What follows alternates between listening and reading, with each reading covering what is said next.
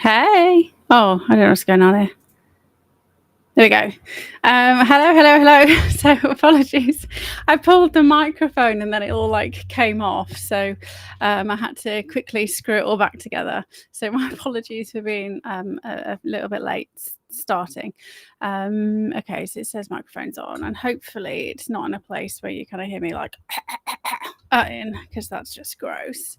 Okay, so we've got an interesting little show tonight. I need to be done like pretty bang on because my little pooch, one of my pooches, Bruno, is no longer a puppy, and he's getting to the end of his life, and he has got bilateral hip dysphasia, and he's an American bulldog, so he's not a small dog.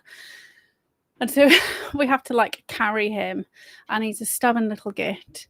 And so this morning when I was trying to like get him up, he pulled my back because that's what he does, because he's a stubborn little shit. So I probably I need to be pretty on the ball tonight so that I'm done. So I will attempt to be waffle less, but if you see me kind of like jiggering around, I'm just trying to get comfortable. So we're going to keep it relatively streamlined today, fingers crossed. So we're going to be talking about Diddy. So they are deliberating Diddy right now. Moses never existed, so that's the a podcast that it took me like maybe a week and a half to watch this podcast. It was a fantastic one, and I will drop the link that I urge everybody to listen to watch. But obviously there's lots of the stuff that we've discussed with regards to Moses, Egypt, all of that stuff. This is just me kind of putting my little 10 cents together. And then Rise of the Fringe. So they're kind of the key three things we're going to talk about. And then we'll finish the show with 24 Hours to Change Your Life. So, and then some little kind of random stories. So if we get the random stories out the way, and then we can dive into the real reason why we're here tonight. So first off, we've got another fucking party being delivered in the UK. So we've got Ben Habib has kind of launched his party, and originally Rupert Lowe was going to be part of it, but he's not. Rupert Lowe's launched his own kind of independent group of people taking action. So all the stuff that we've been doing for like 5 years, as in we've been organized for 5 years taking action, he's now kind of doing it so supposedly he wants to talk about, doing consultations, all of those types of things. We'll see what happens. I mean, I'll keep my eye on what's going on, but I pay attention to what everybody's doing anyway, just to see what's going on. But so it's just, we now have the right split 3 ways. So we've got conservatives, we've got reform. I say 3 ways. We've also got fucking Lawrence Fox, the retard that he is, the actor, right? We just like keep saying he's an actor. He's paid to act, but somehow people can't distinguish that from, can't distinguish reality in any way, shape or form.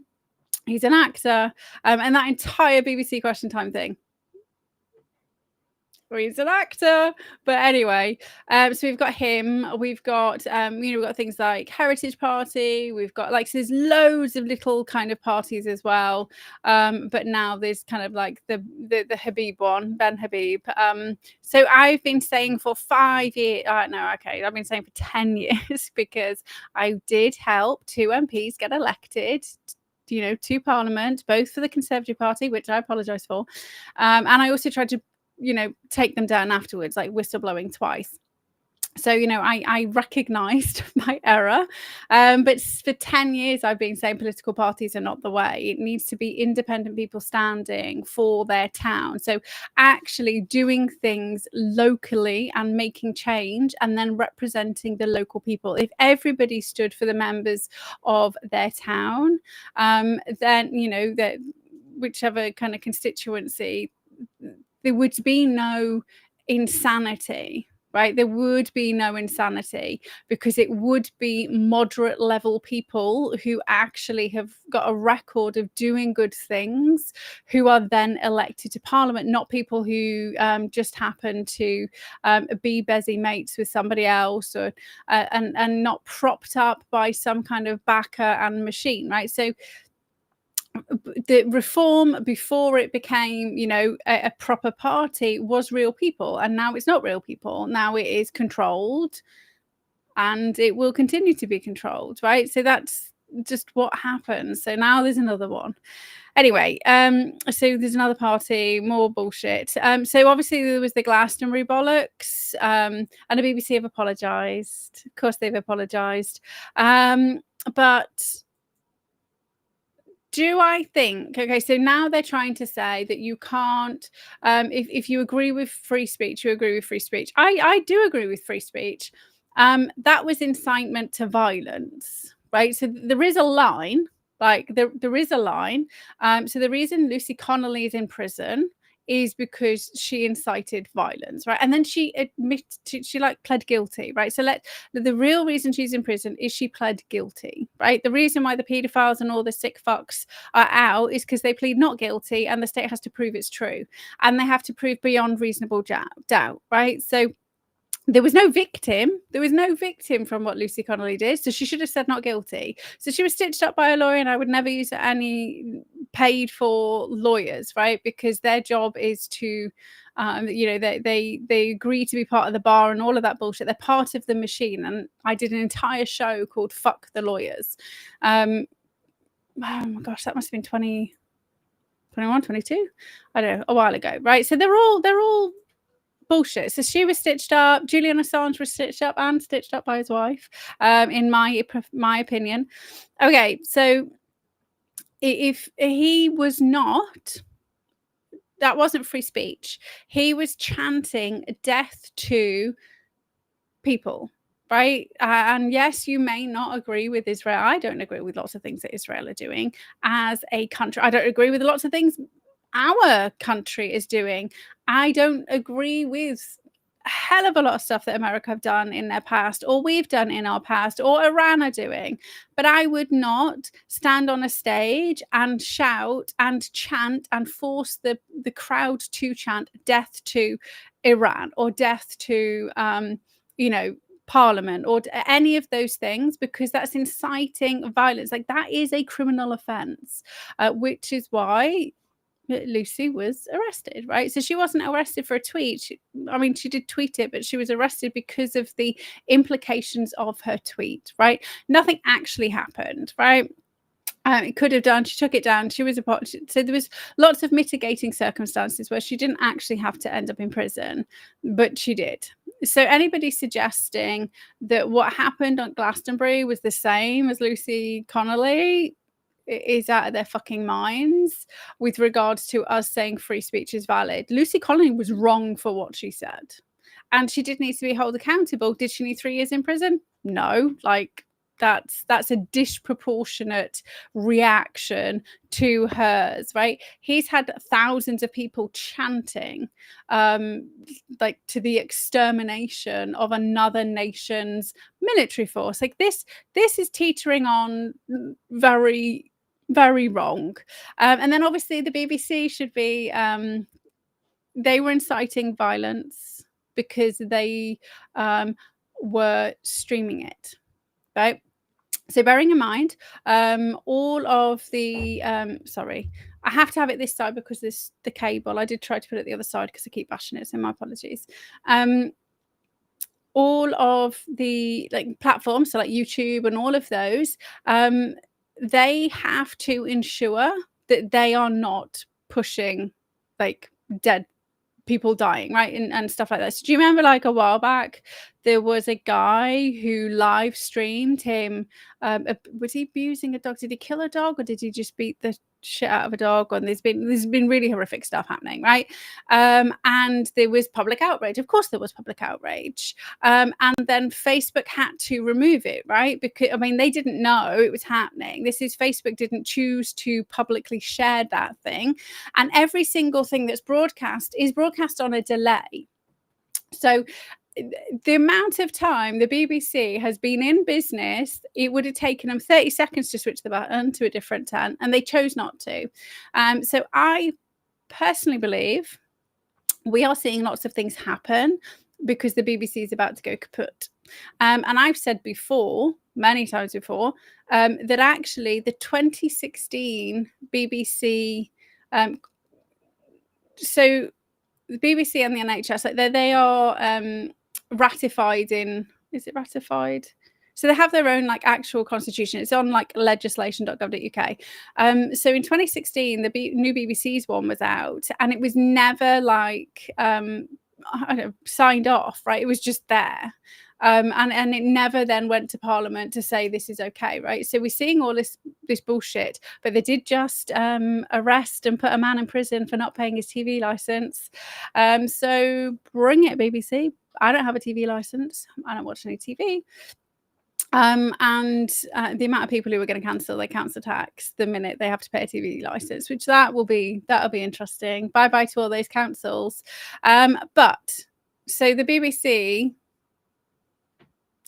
it's still the sheep aren't paying attention. Anyway, so that bullshit happened, and I 100% agree with free speech, and I absolutely think we need full transparency, because if you don't have free speech, you don't know what the psychopaths are saying, right? They will only be saying it behind like closed doors, or on Reddit or Discord, right? On places where the majority of normal people don't go. It's why we have the Tornet, like the dark web, right? So all of these things are happening, and I'm not saying the stuff that's on the dark web should be on the real web. I'm just explaining what happens when you start banning stuff. Is it goes underground. Like, people don't change their minds the same way the very un-British boat jumpers behave in their own country. Then in France, they don't jump on a dinghy and all of a sudden wear, top hats, tweed suits. I mean, you can wear a tweed suit if you want, but they probably can fashion fabric out of root vegetables, I'm sure. They actually make bandages out of pasta, so it's like really, really fine pasta. Anyway, so they don't kind of like hit Dover and then become British. That's not what happens. So we have to remember that these things are all going on as much as possible. It needs to be front and center, and it gives you an opportunity to push back when somebody has a crazy fucking idea. I also found out that the police, to all of these boat jumpers, interestingly enough, they have to, when they kind of rock up to a hotel, they have a presentation. The police do a presentation, and in this presentation, they ask them not to sexually abuse women, because that's not done in England. That shouldn't. If you have to do a PowerPoint presentation to somebody to tell them it's not okay to rape and abuse women, then those people should not be in our country. Just fact. And anybody saying, well, they throw their passports away, I'm saying fucking take their DNA the minute they jump off a boat, right? Jump off a boat, take their DNA, dump them on an aeroplane, give them 3 months worth of wages in their own country's money, not our money, and then leave them fucking to it, right? If they've managed to make all their way across the world to England, they can make their way to a town from an airport, right? So I'm not heartless. They deserve to be able to eat, but I'm going to say when, because it's going to happen, right? When England descends into civil war, I'm going to still be here. I'm going to fight for my country. So I don't want people who are not prepared to fight and die for the people they love in their own country, in my country, like at all. And I say my country, I'm like a mongrel. Okay. So as I said the other day, when Active Patriot, Darren Denzo, was asking, sorry, it wasn't Active Patriot, it was, Denzo,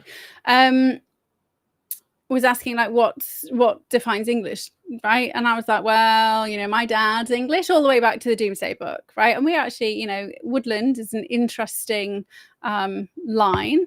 So the woodland back then was a little squire, so already kind of nobility, because it was only nobility, and that doesn't mean like royal. That just means barons and all of that shit, because they only had squires from other noble houses. Saved the Black Prince, and then he was knighted, right? So he became a knight. So I don't see any of that money at all. So that's on my dad's side. And then on my mum's side, Irish. So and Southern Irish, right? So I'm not British. I call myself British because I was born in Scotland, but I'm not English. I would never consider myself to be English. I was born in Scotland. But I don't think, I'm half English, but I wouldn't consider myself English. So anybody who kind of jumps on a boat, gives birth and says their kid's English, like you're bonkers. And Ireland and England, they've had like a really kind of intermingled relationship going back like hundreds of years. So if I wouldn't consider myself English, what right do people who were jumping on boats and getting a certificate consider themselves English? Anyway. So the fact that they have to do this presentation is completely bizarre, but also very interesting, because all of them are saying, I didn't know it wasn't okay. Like, this is like, he's not gone to prison because he didn't realize it wasn't okay to rape this 13-year-old girl. Well, now we can say, actually, he did know, because the police told him, because the police did their A4 presentation where they told him, let's not do this thing. But yeah, so that's something the police are actively doing, which, is, I would prefer if they were just like rounding up the criminals, but at least this is preventative policing, I guess. It's not working, but at least they're trying. The Norwegian royal family prince, Marius Borg, H-O with a thingamajobby through it, I-B-Y, Hoiby, I don't know, apologies, has been charged with multiple counts of rape and sexual assault. So that's interesting, because that is a Norwegian prince, right, has been charged.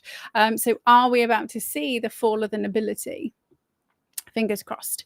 And still talking about a little bit of nobility, our MI6 leader, who I kind of spoke about a few weeks ago, more has come out about her since. So do you remember me saying, oh yeah, she's Russian and Chinese? Well, and Russian and Chinese, nobody knew her birth date, even though she was at Oxford and was part of one of the crews who won the boat race, but nobody can tell you what her actual birthday is, right? So she's either this year or that. Like, they literally don't know the year that she was born, which I get. They scrub spy back information, but she was only supposed to be an analyst, so why would they scrub her information, right? Anyway, so it came out that she was Ukrainian, and then it came out, oh mate, actually she's got like Nazi roots, and then also we also have that she did lots of stuff in the Middle East, so she can speak Arabic. And then there was kind of a Chinese link. Well, actually, she's Russian nobility. Like, that's where the line comes from. And obviously, Russia were besties with Hitler in the beginning, and then like they fell out. But like, she is Russian. So it's hilarious, right? Because Trump, Russia, and so we actually have Russian nobility running our secret intelligence service. So I thought that was really interesting. And so you can get all this information from, it's all over Russian media, which is obviously where I got it from, but also it's like there's full books and stuff written about her line. So when they say Ukrainian, because it was not Ukraine, so that's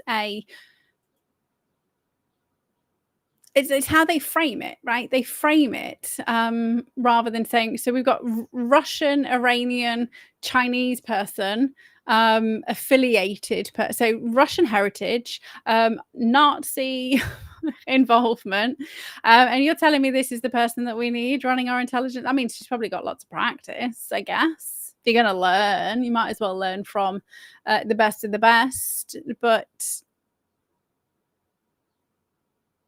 and it's not like, so here's me saying I don't consider myself to be English, and this girl doesn't even have like an English name, right?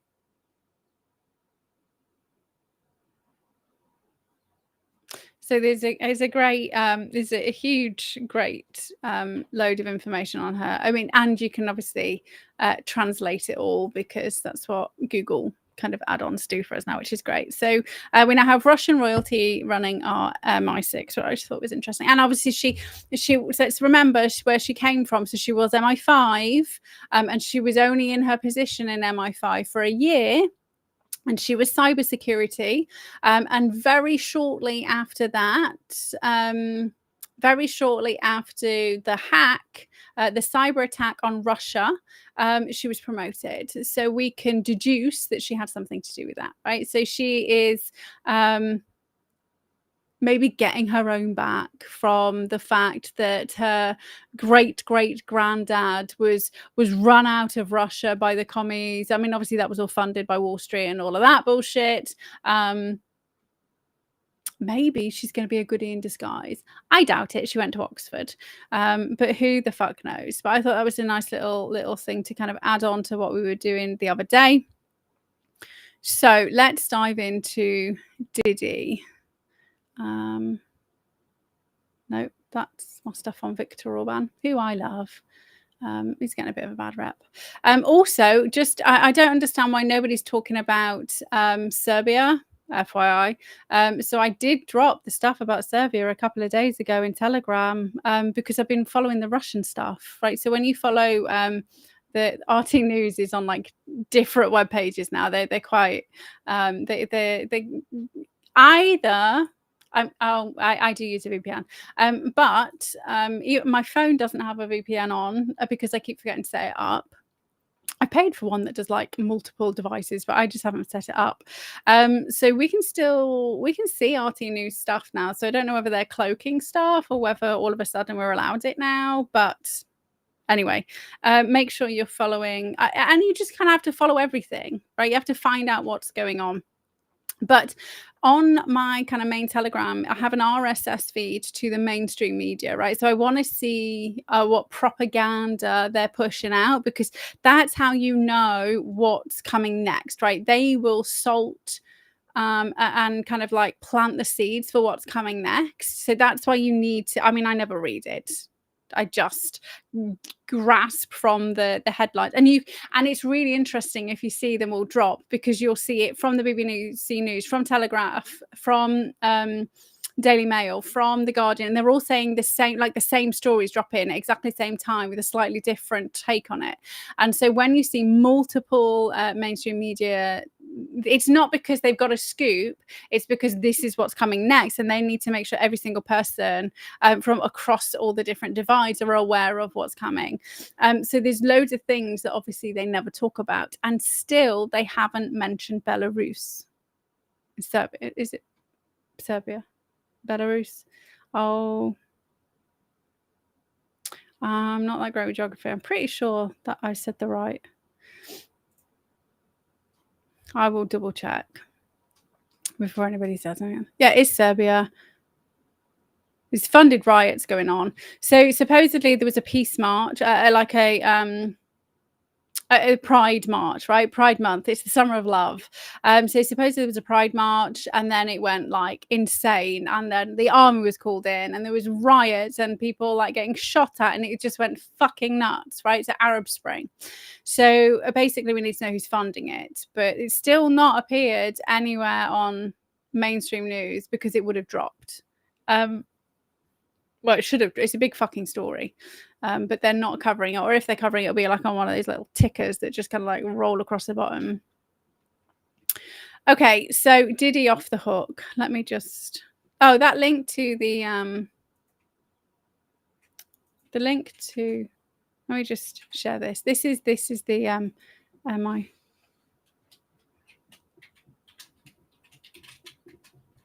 It's Russian nobility. There we go. I think some of you, so it would kind of drop on quite a few. Does it work on Facebook? Oh yeah, it's gone. So a few of you should see it. But make sure you kind of hit translate. But it's got the original documents. It was a very interesting read. So on to Diddy. Right now I need to find my page with Diddy. I've got like a million tabs open. Oh, please don't say I've closed that one. No, he's there. It's there. It's there. Okay, so the reason why I wanted to I've been kind of watching Diddy stuff in the background, but not done anything, not spoken about it, because you never really know what's going on. And I've watched other people kind of talking about it and throwing their 10 cents in. But today is the day where the jury have started to deliberate. And what was really interesting was 2 days ago, they dropped charges, right? And so I saw that kind of pop up and I was like, okay, now we need to probably really look at it. Do I think he's going to get off? I think they probably haven't. I mean, I would say he may get done for some things. Do I think he's going to get done for racketeering and conspiracy and trafficking and all of that stuff? No, I don't think so. I think this was a scare tactic to put him in line. I mean, we'll see, won't we? I'll be like, egg on my face. But it just... From what we know happens, right? From what we know happens, from the fact that we know there is documented evidence of all this shit, right? If the truth came out about what was really going on with Diddy, then Jay-Z wouldn't be wandering around, Beyonce wouldn't be wandering around, Will Smith wouldn't be wandering around. All these people who are tied in heavily would have been rounded up by now, right? Because you don't have conspiracy. Like it's not a lone thing, right? So I could be chatting to somebody and we can decide, this. I mean, I love the conspiracy law. Give me 2 seconds because I'm going to read the English version.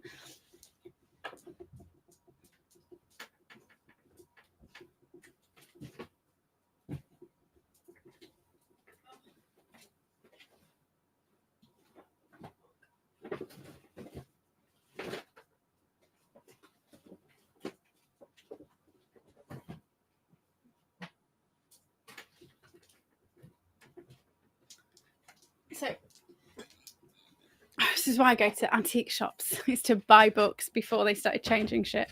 BC.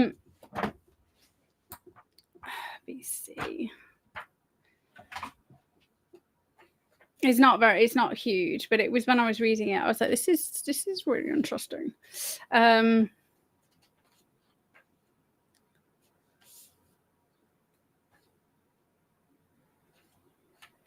Right. CO.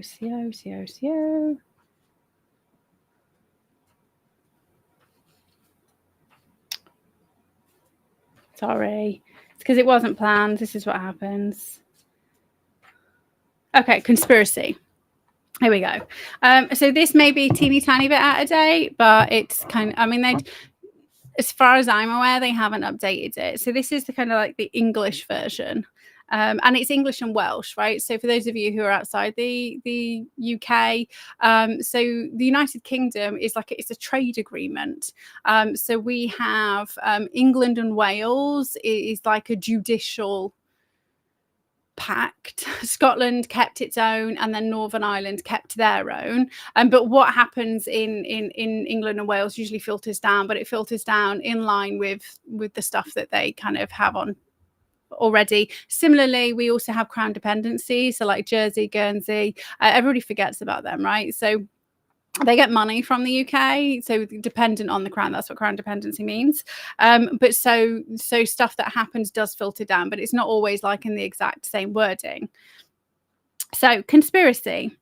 If 2 or more people agree to commit a crime, they are guilty of conspiracy, right? Even if they've not worked out all the details of its execution or never carry out the crime. So who remembers everybody chanting at Glastonbury, kill the IDF, death to the IDF? I mean, there's a lot of people there. This is why I fucking love conspiracy. If they do carry out their crime, they're guilty of the offence as well as of the conspiracy. However, they will usually be prosecuted only for the offence, right? So if you conspire with somebody, maybe to propagandize the entire nation into taking a biological weapon for cash, when you're just talking about it, you can be prosecuted for the offense. When you do it, you're prosecuted for the offense, right? So whether you're just talking about it or whether you actually fucking do it, it's the same rules apply. If the planned crime is one that can only be tried in a magistrate's court, such as taking a motor vehicle without the owner's consent, a conspiracy charge can be brought only with the permission of the Crown Prosecution Service, right? So they're never going to happen because the CPS is now owned by Parliament, and that's what Tony Blair did. Everybody keeps forgetting that's what he did. So it used to be independent, used to be separate, and he pulled it under Parliament. And then now we have like the civil service. They've like taken all the power, right, from Parliament. So it takes at least 2 to conspire, even if one of them is a person unknown. If one conspirator is acquitted, his or her co-defendant can still be convicted unless it would be unfair to acquit one defendant but not the rest. There can be no conspiracy if the only parties to an agreement are a husband and a wife, or if one of the two is under the age of criminal responsibility. And remember, the age of criminal responsibility is 10 in the United Kingdom, thanks to the outrage after the Bulger killings. And I've mentioned before, so those of you who are kind of new to my little world, obviously at the same time they reduced the age of criminal responsibility. The pie was going on in the background, and they were lobbying to reduce the age of sexual consent to 10, right? So if you can try a 10-year-old as an adult for murder because you are putting the case forward that they understand the implications and consequences of their actions, then absolutely you can rape a child and it'd be okay. And this is how we ended up with that 13 to 16-year-old grey area, right? It didn't used to exist, but it did after the Bulger killings. So when one of 2 conspirators gives evidence against the other, the co-defendant cannot be convicted unless the witness conspirator is prosecuted. If 1 or 3 or more conspirators gives evidence against others and it's clear that he or she is also guilty, it will be hard to avoid prosecution. In practice, it would be up to the CPS to agree that the witness should not be charged, right? Sorry, it's hay fever season, and I was really naughty yesterday and I had carbs, and that makes my hay fever really bad. Okay. So the impossible crime. It does not matter if a planned crime cannot be carried out. This is where it gets really cool. And if you're not in the UK, have a look to see what your conspiracy laws are. I bet you've got one. So say, for example, intending bank robbers find their tools inadequate for breaking into the vault, they can still be charged with conspiracy. So they would also be charged with an attempted crime, depending on how far they succeeded in their aim. Maximum penalties for conspiracy match the penalties for the crime which was being planned. So if the crime carries a maximum of life imprisonment, for example, murder, the maximum for conspiracy to commit the crime is the same. So if me and somebody else conspire to murder somebody, so maybe we conspire to kidnap and murder somebody, right? And we rock up at their house and we get to the door, and then we find out that we just brought a penknife, right? We didn't bring a battering ram. We didn't bring the tools that we needed. If the police were there and we get caught, we can still be tried for attempted murder and kidnapping. Right. And, that's what conspiracy does. Right. You don't have to actually commit the crime to be convicted and prosecuted. So yeah, it's, I mean, obviously the cabal have got it to use it on us, right? But boomerangs, peeps. So it's not legally possible to charge anyone, oh, here we go, with incitement to commit conspiracy or with a crime of attempted conspiracy. By an anomaly of the law, however, someone can be charged with conspiring to commit an offence which does not exist as a crime under the same description.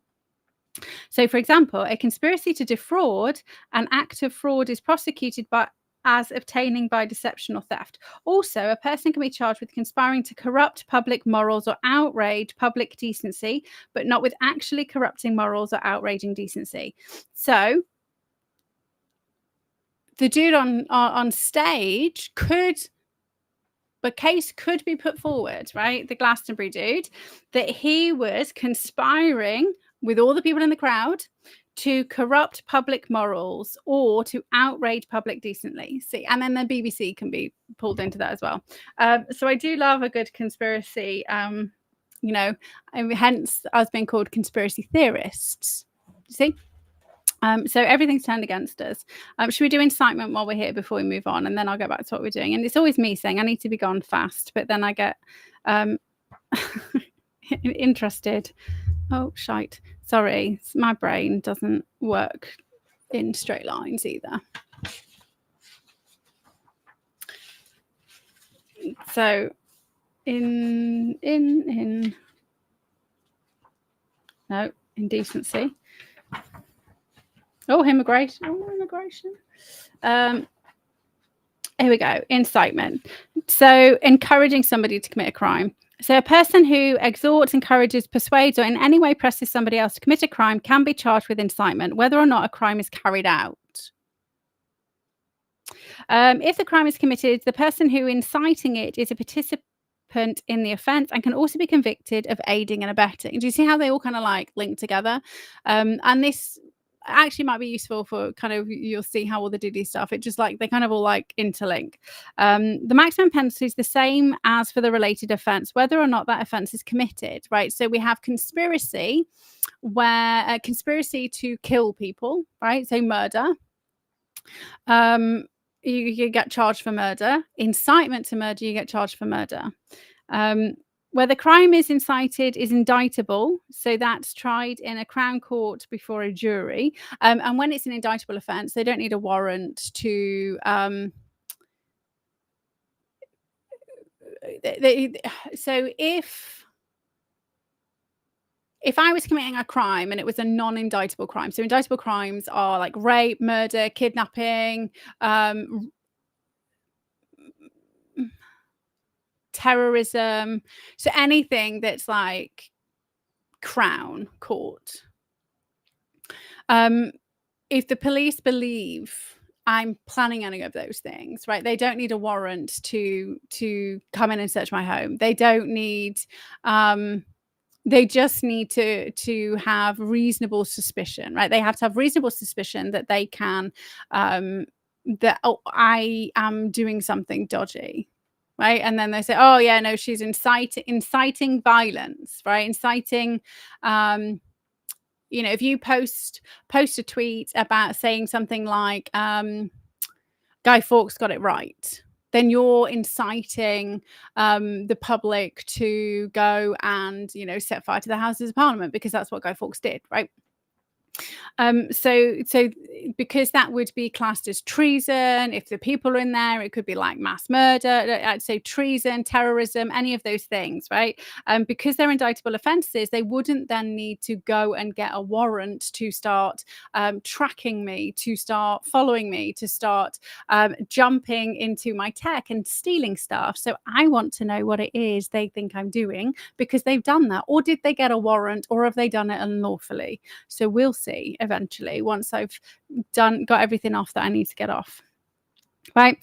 So the incitement charge is also indictable. Similarly, where the crime is tied to a summary offence in a magistrate's court, the incitement is also tried summarily. So incitement, which causes groups of people to break or threaten to break the law, is treated as a public order offence. Printed material circulated by extreme political parties can lead to a charge of incitement. I mean, I think the Labour Party is an extreme political party. So frequently in such cases, the related offence is racial hatred, right? So I think we've probably got a case to suggest that the Labour Party and the SNP, for those of you in Scotland, are inciting racial hatred against white people because we now say colour is a race, not an ethnicity. Because all the lines are blurred and men can be women, but not in England, but they can in Australia, right? If violent disorder takes place as a result of one or more people making inflammatory speeches or acting in some other way incites violence, a related charge causing a riot may be brought. Right? They absolutely is what he was doing. Right? So what I was trying to say at the beginning, it's incitement to violence. That wasn't just him free speeching. So it's an actual law he's broken. So anybody who's saying, and this is what I kept saying you too about Lucy Connolly, she broke a law, an actual law. She didn't just tweet hurty words. She didn't say, I fucking hate all Muslims. Right? Because she can't if she wants to. She could absolutely say that. Why not? People can say, I fucking hate all Christians. I hate all the Jewish. That's fine. You know, you can say you hate white people. Fine. But you saying let's go round, let's set fire to all the white people, let's kidnap white people, like that's different, right? Let's, death to all the people who live in Israel, right? That's not saying I fucking hate Israelis. That's two different things. One is a criminal offense in the United Kingdom, which is what she was arrested for, which is what she was charged with, and which is what she's put behind bars for. As you've heard it here first, that nobody's talking about the fact that, yes, she was charged with incitement. And just because nothing happened, you get charged and prosecuted as though it did happen, right? So this is 2007. This book was knocked together. So there's some really interesting laws in there that I'm not going to say on camera because then they'll get edited. They'll get edited just as we're about to use them. Anyway, so let's go back to Diddy. Fucking hot. It's like bright red boiling hot in the UK for anybody who doesn't understand how the media is absolutely not lying in any way, shape, or form. And now, it was only yellow hot 10 years ago. Now it's red hot. Well, maybe that's where that came from, like future proofing. Give me 2 secs, sorry. So here we go. Sean Diddy Coombs is a prominent music producer. He's on trial in New York for federal charges, including sex trafficking, racketeering, conspiracy, and transportation to engage in prostitution. The trial started in September 2024 and has been ongoing for 7 weeks as of June the 30th. That doesn't make sense. How did it start in September, but it's only been going for 7 weeks today?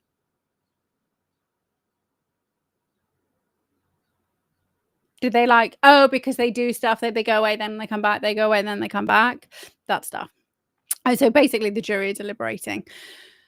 It was all through Bad Boy Entertainment. There were 34 witnesses, including Cassie Ventura and an anonymous accuser, Jane. So it's all kind of about forced labor and coercion at the freak-off sex parties. So they've limited it to the freak-off sex parties, which I think is...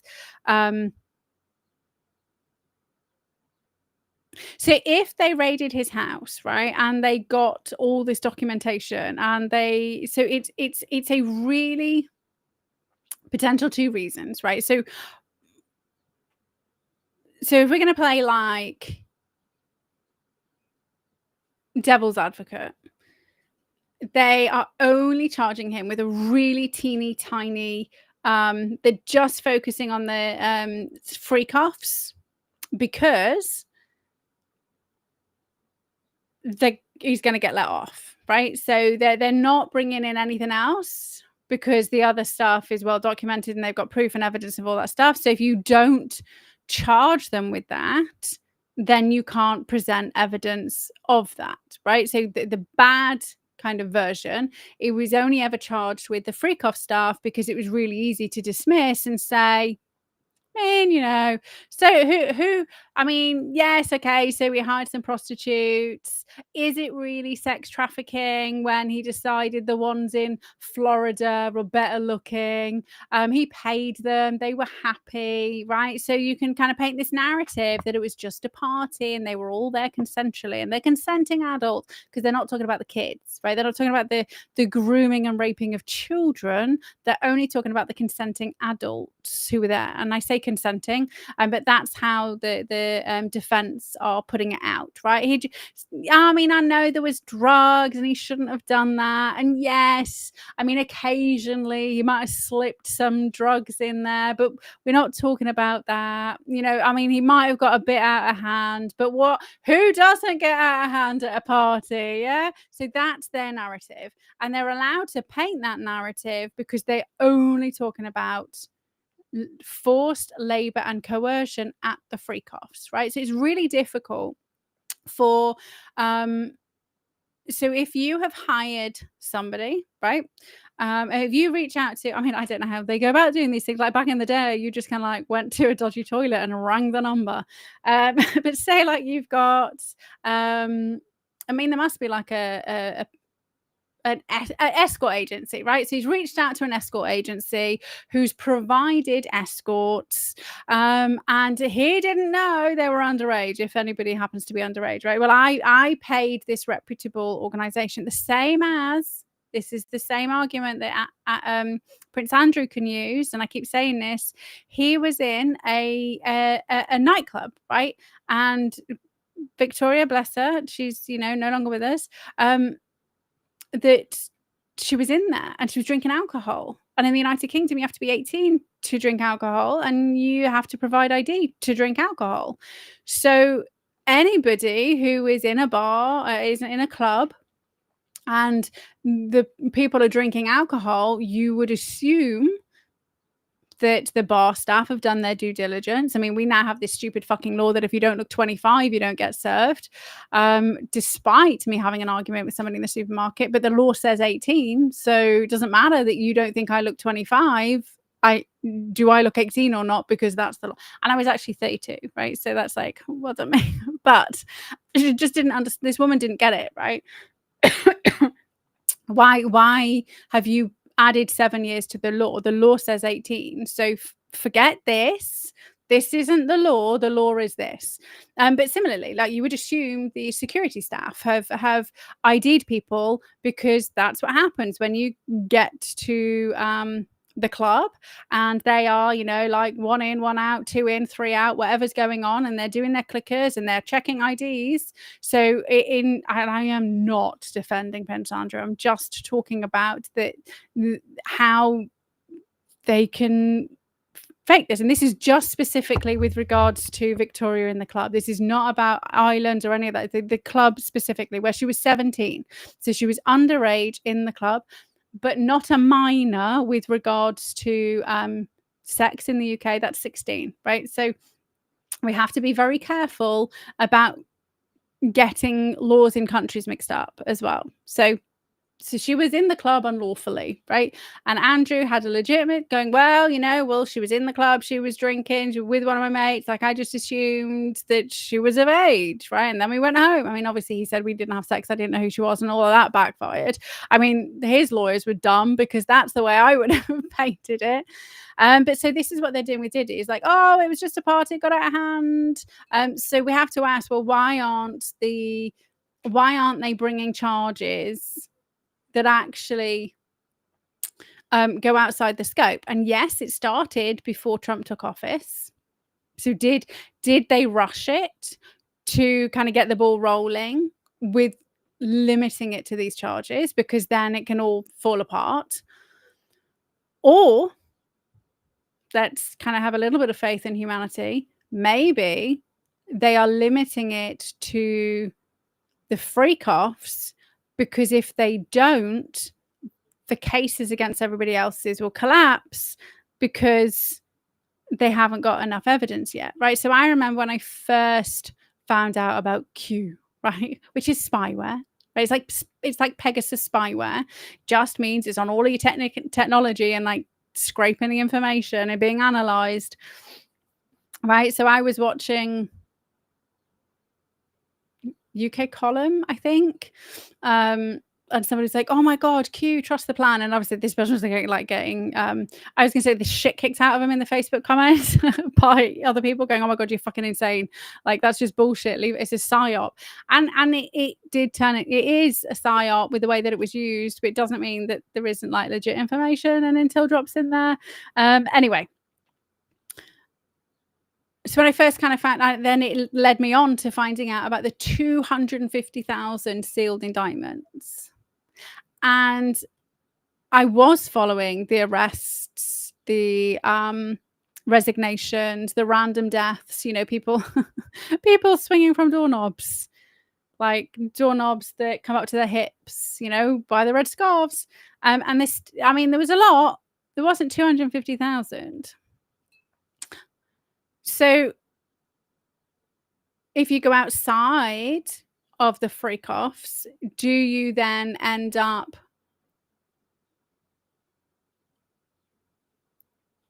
fucking with the other cases, right? So as soon as he was like arrested and as soon as the trial started, what went through my head was, but where are the other people that should have been arrested? Because with conspiracy, it's not one person, right? Conspiracy is is like two or more people.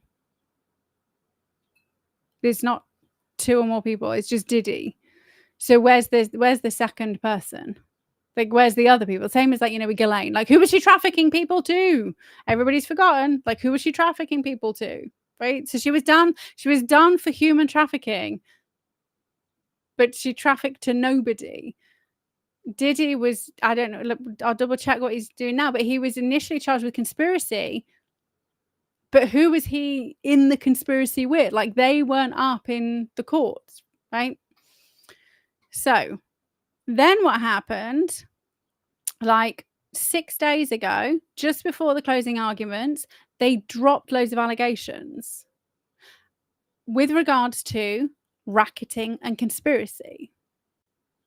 So why did they drop the conspiracy? I mean, obviously they didn't have the second person in the fucking room anyway, so there's no way he could get prosecuted for conspiracy because you have to have two people. Like, I've just read, and I know USA is slightly different to UK, but a conspiracy, usually like one country will have a law and they'll do it, and then everybody else kind of like takes it off, right? But there was no second person, so it was always a stupid thing to charge somebody with. Like, why would you even do that? Why would you waste American taxpayers' money? Why would you waste time, right? Because when the prosecution brings a case, they then have to get all the files, they have to build the case. Like, it was just the most retarded thing to actually put him up a court against because they never had a second person. So it's just like wasted time, waste of money. Like, really dumb to even put that on there. And then they've dropped it, right? They've dropped it last minute because they probably realized, I'm actually, we don't have that second person. We're fucking idiots. Who pays these clowns? Who pays these clowns, right? To bring a charge of conspiracy without a second person. It's just insane. So they dropped it, right? They also dropped attempted kidnappings in California and New York, attempted arson, including Kid Cudi's car, and they also dropped aiding and abetting and sex trafficking, right? So on all of those, like, are all kind of linked together. So now he's no longer going to be charged with aiding and abetting sex trafficking. But they haven't completely got rid of sex trafficking. But so they've dropped, okay, so what have they dropped? They've dropped conspiracy, aiding and abetting trafficking, and also attempted kidnapping and so we can ignore the attempted kidnapping and attempted arson. But the two that they've dropped that would probably the most important are the ones which would always lead to us going, who are the other people?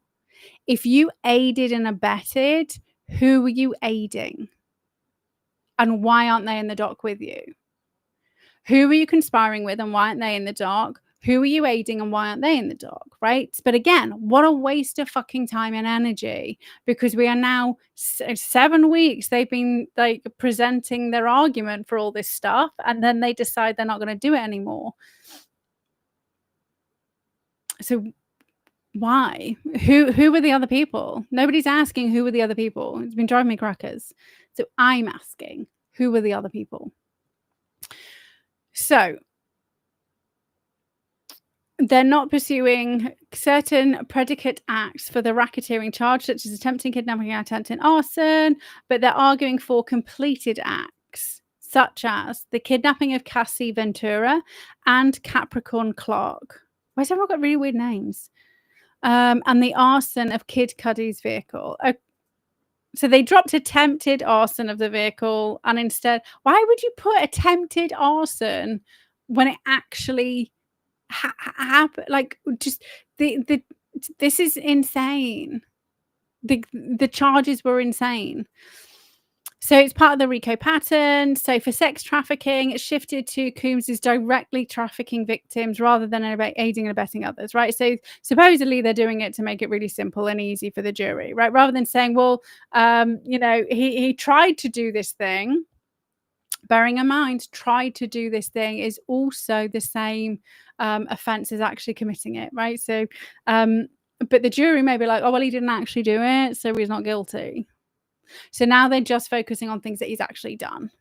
So they're saying that for RICO requires proving a pattern of criminal activity, which can be complex for jurors to understand. So basically, the jury's too dumb to understand the law. That is the prosecution's job to help the jury understand that. So they're removing speculative or less provable allegations. So why did they have speculative or less provable allegations in there in the first place? If you can't prove something, it shouldn't be in a fucking court case. If you're speculating about something, it shouldn't be in a fucking court case.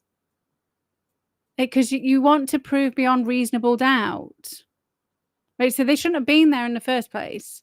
Like, it's like, oh, we've caught this person red-handed just after they murdered the person, so we're going to charge them with the conspiracy to rob the bank that never happened yesterday, which is why they ended up murdering this old person, because they robbed him instead, right? Forget the actual crime. We're going to go against a crime that he potentially almost did but didn't do. We're going to go with this one instead. Like, why would you bring a case against somebody that was speculative? Like, we have to bear in mind they've spent 7 weeks arguing for all of these things.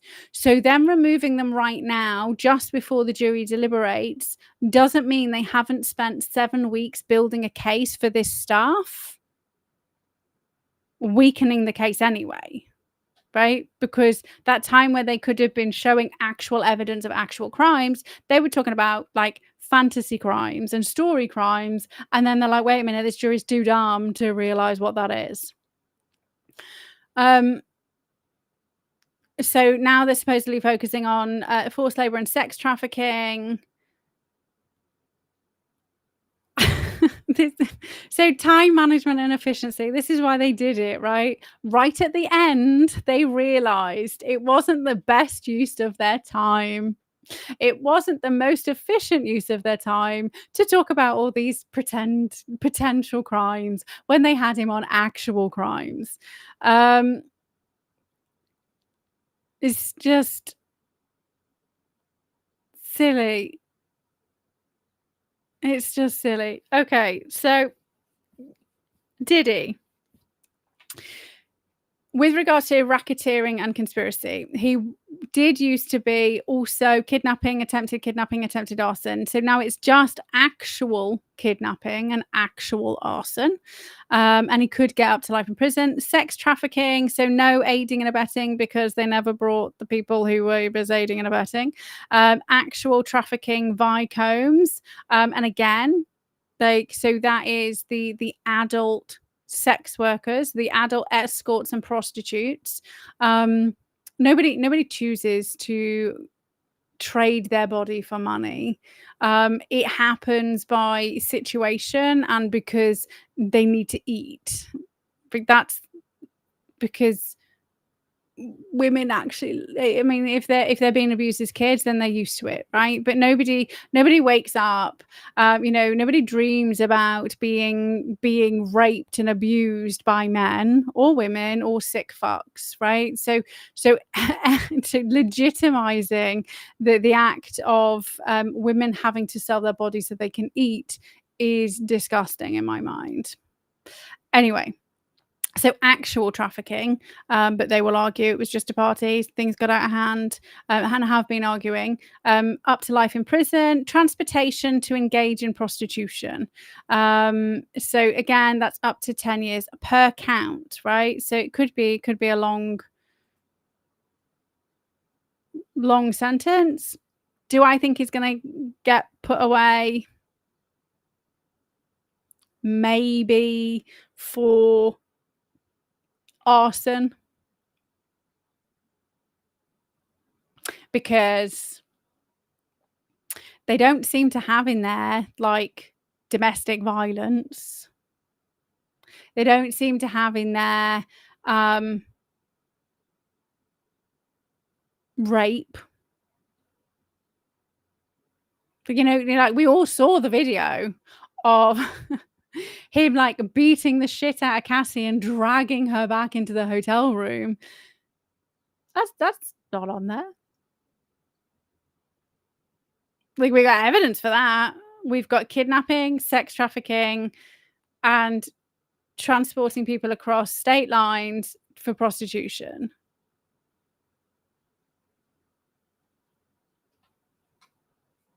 Like, I think he'll maybe get done for arson, maybe kidnapping, but I think they fucked up the racketeering and conspiracy thing. But okay, conspiracy, so it's still under racketeering and conspiracy, but there's no second person. So it'd be very difficult for them to charge him, for the jury to be like, well, you're saying that he kidnapped and committed this arson as a conspiracy, but there's no second person, so we are going to have to find him not guilty because like you never showed this to the second person. Sex trafficking, like he will just say paid an escort company and then he didn't know. Like, I didn't know, but I didn't traffic anybody. I thought they enjoyed it. I was just paying for them to go to parties. They were willing, they wanted to go. I offered my limo and they all jumped in, right? Like this. So it's bullshit charges for a start. And I don't think he'll.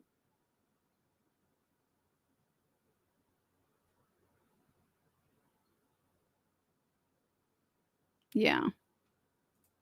I don't see how they can find him guilty for conspiracy because they like there's only one person, right? So, and we're just talking about just the law. The law says conspiracy is more than one person, and he didn't have that. Sex trafficking, yeah. So we'll see. But there's my 20 minutes worth of waffle. That you can choose to completely ignore. We'll find out, won't we? But I don't know. I think if anything, it might be arson but again, it could have been perhaps arson and could have perhaps been kidnapping if it wasn't being brought under conspiracy. I think that's the clincher. That's the thing that nobody's talking about. Because then you'll get thinking and then you'll be like, wait, what the fuck? Why? And for anybody who's in New York, like, what the fuck? Like, that should have been the first thing you guys said was like, wait a minute, what the fuck? Where's the second person? Or two or more, remember? So at least one other person, should we say. Okay, let's move on. So in my 2 cents, yes, it will be Diddy Off The Hook. So now I've got to find my other page. Do apologise. No, there. Okay, so Moses never existed. Right. This podcast. Here, look. Oh, look, we've got a foreign person selling me views. Thanks very much, but no thanks.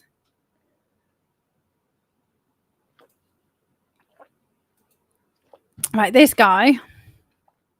Oh, can I? Oh, I was trying to get you the link. Okay. Don't stop. Don't. Nope. There we go. So this is on the Danny Jones podcast. It's the first Danny Jones podcast I've watched. So I've watched Julian Dory's. So I watched quite a few of his. I quite like them. They are lengthy. And I mean like 3 hours, if like they can be like 6 or 9, depending on like how long the convo goes.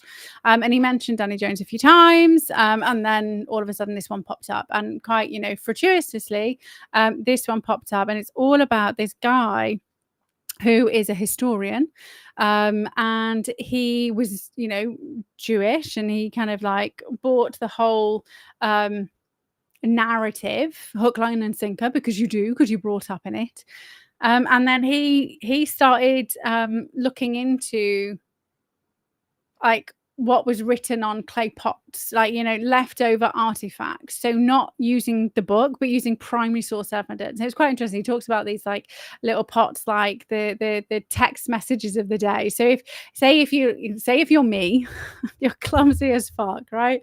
And you break a cup, they would then use that to inscribe a little message, like pick the dog up. But also it was like giving an actual real life representation of what was really going on in all of these specific places that he was looking into. What he discovered was that there was no kind of mention of a Moses at all. Right, across the regions where he was looking into, there were 12 different potential Moseses, and some of the Moseses stories do end up in the Old Testament, but they're not one person. They're multiple people that kind of appeared across different regions. Like this one dude called Moses did this really cool thing, and this one dude called Moses over here did this really cool thing. But then also Judaism is not 3,500 years old. Like there's no mention of it until about 300 years before Christ. I mean, that's interesting.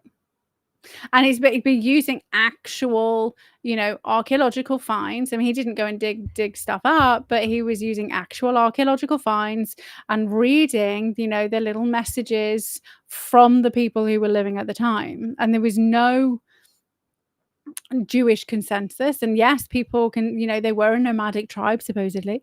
But like the evidence doesn't support that. Like the actual archaeological evidence doesn't support that. The only reason we believe that is because, the Bible is gospel, right? The Bible is like, it is the truth. Doesn't matter that it was, put together in 380 by Rome when they installed the Pope. Doesn't matter that they hadn't already decided we're not going to use that bit of information. Oh no, we're not listening to that person. It doesn't matter that they changed it, and then the English king Scottish King James the Sixth of Scotland, first of England, decided you need to take out all the sorcery stuff, right? All the sorcery and magic stuff, because he's the guy who kind of put about the witchfinder generals, and the demonology book. Bearing in mind, Solomon had the keys, the temple key, and he was using his symbology to get the demons to do what he needed, right? To build the temple, right? So anybody saying witchcraft is demonic and then like quoting scripture, like I mean, I've tried to read the Bible multiple times because I try to listen to what's on the BBC, right? Because I need to know thy enemy, right? And the enemy isn't necessarily the Christians or the Jewish people or the Muslims. It's the people who weaponized it, right? The books are the weaponization. The books are the mainstream media of the day, right? People who don't see that really frustrate me. But so he was really shocked by all this because it just bucked everything that he thought was true, right? But I thought it was really interesting that there was multiple Moseses, and they just kind of went, oh, we'll stick it all together, right? Let's just put it all together. Let's craft this narrative. And it's interesting. He mentioned there are other Exodus stories, right? And I shared a document which is like the Rosicrucian stuff, which has another Exodus story, and I shared that. So they're already out there. They're out there, and they keep finding stuff, right? Because back in the day, very much like we do, we will, write something and then share it, and then you can only find so many of them, and then all of a sudden one of them comes up, right? So nothing's deleted on the internet, and the same as nothing was destroyed back then. So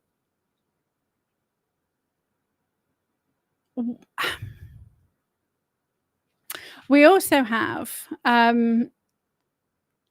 Ptolemy, right, with a P. Ptolemy, the Egyptian or Greek king, person, ruler, who supposedly didn't speak Hebrew and needed he needed a translation of this Torah. Why? Like, he didn't believe it. He didn't give a shit. Like, they crafted the narrative, right? So they already picked a narrative, then they crafted it and refined it, and they said, oh, this guy did it. Like, so, oh, look, same thing that King James did. So what did they take out, right? And it was in Greek beforehand because everybody was living in Greece, right? I mean, technically, people living in English should speak English. That's not necessarily the case anymore. But if I move to France, I'm definitely not moving to France, but if I did move to France, then I would want to adopt the French language so that I could communicate with the French-speaking people. So if you were Jewish and you moved to Greece-owned lands, because that's what Egypt, we had Alexander the Great. It wasn't, the Muslims and the Ottomans. That all came like 600 years later. Well, 789, almost 1,000 years later, right? So people look at like the map now and be like, oh yeah, Egypt, African. Wasn't. It was Greek back then. So they all spoke Greek because they needed to communicate with each other. And he is a classical Greek. He's got classical Greek in his background, and he's like, well, he was reading it, and it was just like, but it doesn't. It's not Greek. It's like a weird Greek Hebrew amalgamation, the same as Yiddish, which is German and Hebrew, right? And so the language, it wasn't Hebrew, which it was written in. It was Greek Hebrew amalgamation. So Ptolemy definitely didn't want a Hebrew-Greek amalgamation. He wanted it, if he wanted it, he would have wanted it in actual pure Greek, right? So we can see right then that the Torah, which, kind of lots of, supposedly is also the Old Testament, was crafted. And it didn't exist for a vote when they say it did exist. And you say, oh, well, all oral history. Well, yeah, but they were writing shit down. Like, everybody's writing shit down then, because that was the point of the Library at Alexandria. It wasn't just to like collect information and hide it. It was to collect information and use it and disseminate it and copy it, and allow everybody access to information. It wasn't just. It wasn't a Vatican. It was an archive.org. It was like this information we have, like it was kind of like X, right? We have all this information. It's up to you to do whatever you want with it. Right, read it, discuss it, tweak it, like the way that science really should be done, right? It's the same way that education should really be done. But so I thought that was really interesting because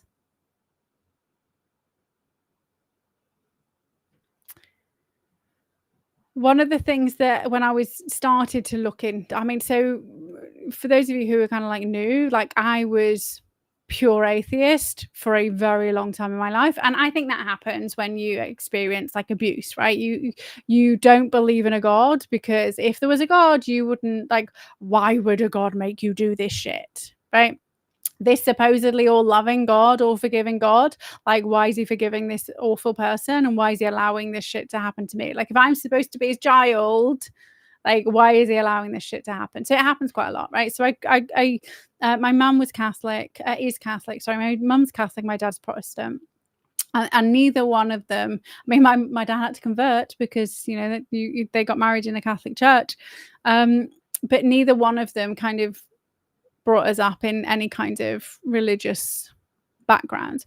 So I was an RAF kid, so I did have to do the Lord's Prayer every lunchtime before we ate, and we used to have to sing hymns, and then they got rid of that because it was racist, right?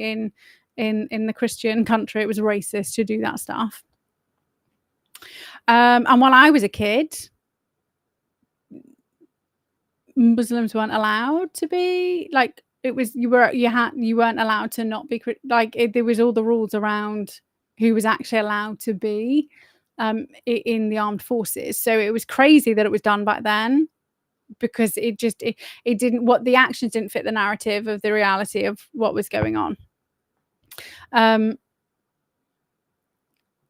So that was kind of like my only involvement.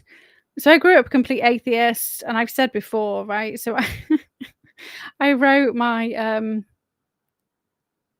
submitted my essay for religious education. I was interested in it. I was interested in why people believed in all of these, what Matt calls sky pixies. Like, why would somebody believe this bullshit when we have this science, right? I still love science. I still love facts. But that's, so we have science, we have facts. Why are people still believing in this bullshit? So I was interested. I just couldn't get my head around why people would believe this bullshit.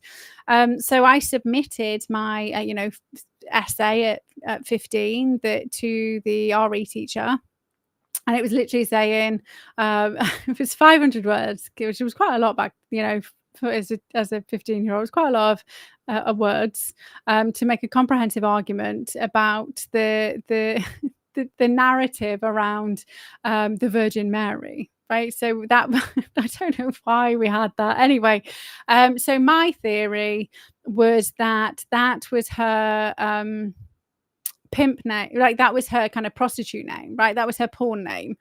She wasn't actually a virgin, because if you're a virgin, you can't give birth, right? You don't have a baby. You need like men and women to have babies. Sorry to all the men couples out there, and women couples. You do still need.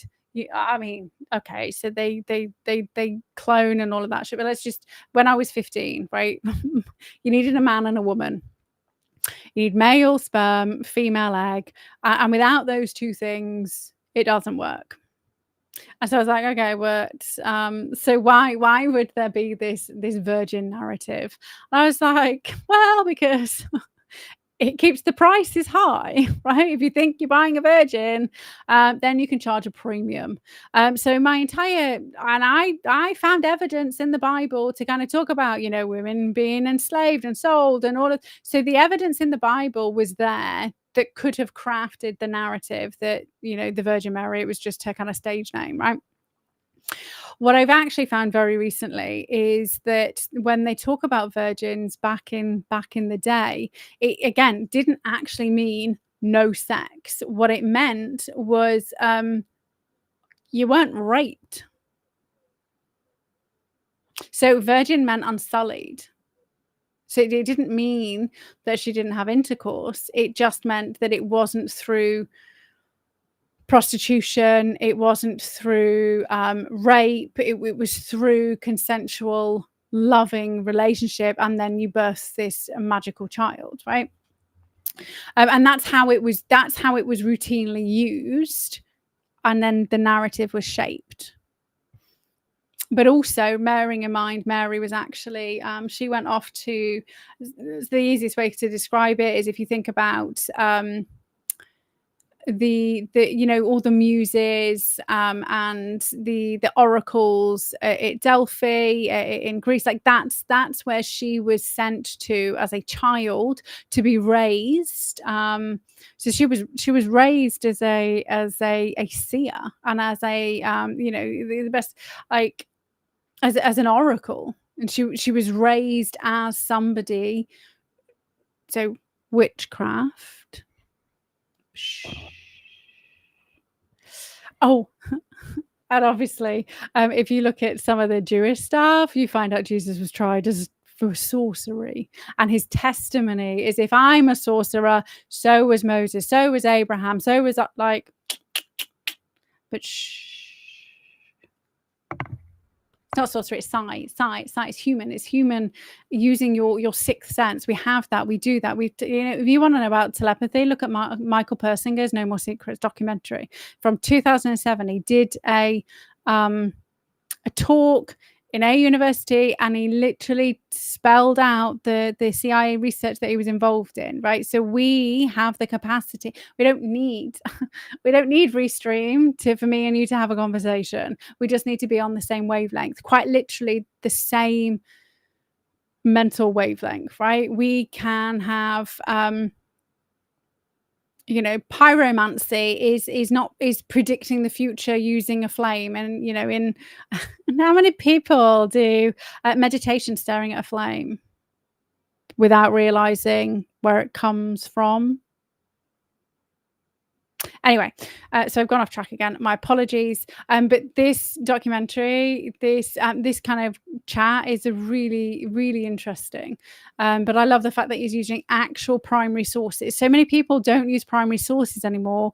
They just report the same old, like they regurgitate bullshit as gospel. And so before we move on, I have a big problem with book Christians. And it's not just book Christians, it's any book religious person, regardless of your religion. If you are spouting stuff from a book as though it is the absolute, right? So when you say something and they throw like, I don't know enough Bible verse. Okay, I know Psalm 23. Right? I have that because I think that's quite funky. So they go, oh, Psalm 23. I'm like, okay, because that's true, right? That's the way they throw at you. This guy, I don't prescribe to the start everything else this guy's saying. I haven't looked into him. I'm not saying he's a good guy. I don't know anything about him, but he did reply on a book Christians. Actually, it was Jada Franson quoted Christian book stuff. Actually, it was quite an interesting story. Is it gone missing? Oh no. Is it been deleted? I think I oh no, it's there. Okay. So basically she posted a tweet about this person who is getting very upset over homosexuality, right? So saying that men shouldn't be like having sex with each other. I mean, men can do whatever they want. And this guy's kind of calling her out because he was like, this Sarah Stock, he's calling them out because nobody's talking about the women who take it up the arse, which I think is fair enough, right? So if you don't like men taking it up the arse, then you need to at least be like, nobody should take it up the arse, right? I mean, it's an out, not an in, right? That's how I feel. personally. It's an out, not an in. But you know, if you enjoy it, then I mean, other than the fact that your ass might fall out and you might like just start shitting yourself without realizing. But you know, it's your life choice, right? I drank alcohol for a number of years, right? I say number like decades. So and still do occasionally. So whatever. So I do agree with him with regards to if you're gonna if you don't like the idea of people doing each other in the bum, then you got to talk about it from both sides rather than just men doing it. And you know, we've touched on the research before that both homosexuals, so like men and women who fall in love with men and women, like there's abuse in the childhood. That's where it comes from. Like, so you it's not everybody, but the evidence out there with regards to when you actually have conversations with people, and actually, you know, there's decades of research into how and why it shows up, and it's abuse. So I mean, that's fine. It's the same as why people are fat, and I'm not saying homosexuals are the same as fat people, but fat people are, you know, afraid of, like, it's if you have been abused in some way, you will end up behaving in a way that is unnatural. And homosexuality is unnatural with regards to evolution, right? Because men and women, like you don't, two men together can't have babies. And so if homosexuality was natural, and I don't care what people want to do, like I'm just talking about with regards to why it is linked to abuse, why it transpires out of abuse, because you get wired differently, right? That's what happens when you're abused. This is why, you know, children who are abused from a very, very, very young age also then end up, you know, their mind shatters and they develop completely different personality, like actual, you know, it used to be called multiple personality disorder. Nobody with DID has ever had a happy childhood, right? So this is the science behind it. Whether you like it or don't like it is irrelevant. That is the science behind it. So, anyway, so I agree with him. If you don't like people doing bum sex, then you need to kind of like talk about everybody doing bum sex and saying it's not okay, rather than just guys doing it with guys, because you know, like they've only got two holes. So anyway, wow, my podcasts always go to very strange places.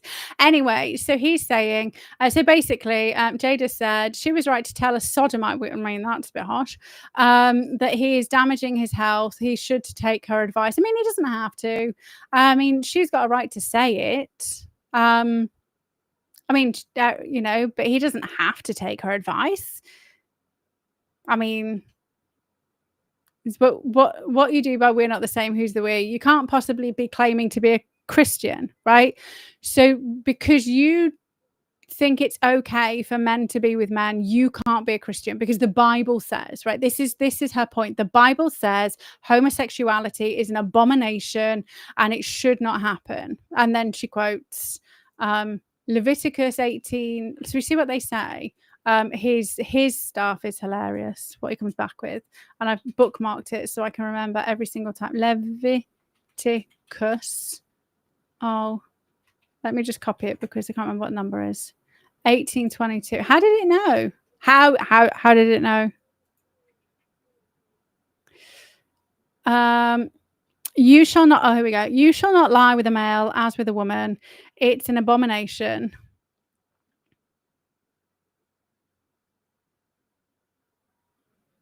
Okay. I mean, that's pretty standard. 1 Corinthians 6:9. Let's see whether it does it again. 1 Corinthians. So maybe it's just one that's like always checked, I guess. I don't know, how do you do it? Do it like that? Or do you, let's just see what happens. I don't know. Warned that wrongdoers, including the sexually immoral, Idolaters, adulterers, and those who practice homosexuality will not inherit the kingdom of God. This passage emphasizes the importance of living a righteous life in accordance with Christian teachings. Wow. Okay, so she's quoting book stuff. It's true.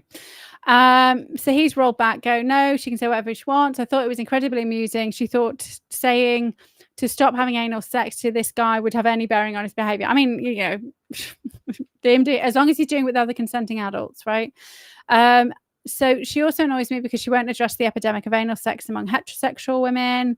I would argue that probably a lot of heterosexual women have been coerced into it, maybe because it's on porn, you know, being a woman who doesn't have a prostate and all my fun stuff is at the front.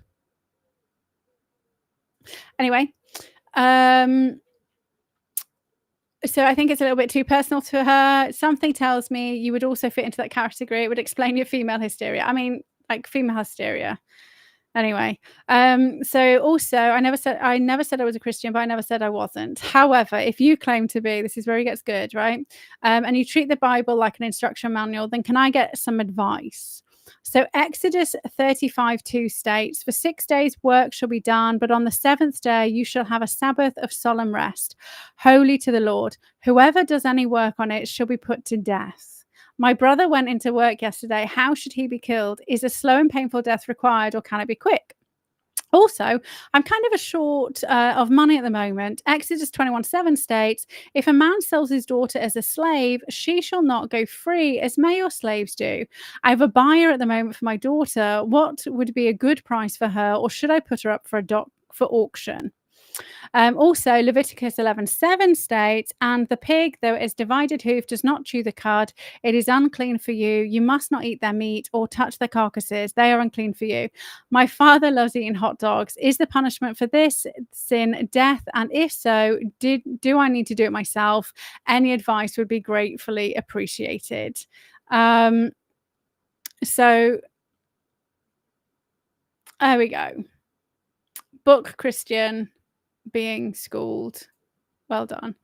And I seen some stuff from Jada that I quite like, but I mean, she's also quite extreme. So, but that made me chuckle because it's true. You can't pick and choose, right? And when it comes to religion, it shouldn't be what somebody else tells you to, like, that's what governments do. And I've said for a very long time, religions were they were the first government. We didn't have a government. And this is why, you know, in Greece, they didn't have a religion, they had a government. So they went from religion to government, and then they just kind of like did them side by side. Anyway, so, but if you're going to quote book stuff, then like just be careful, because if you believe homosexuality is an abomination, then you also need to believe that anybody who works on a Sunday should be put to death, because they're both the same. They're both the same instructions. So book people. Okay, Rise of the Fringe, really quickly. So what we've seen, so I mentioned at the beginning, we have new parties, more separation. But what we also have is the same things going on in the Labour Party. So we've got Jeremy Corbyn, George Galloway, all coming up the rear, right? So fracturing the Labour Party, right? So why should we be concerned about the Labour Party being fractured? Because that allows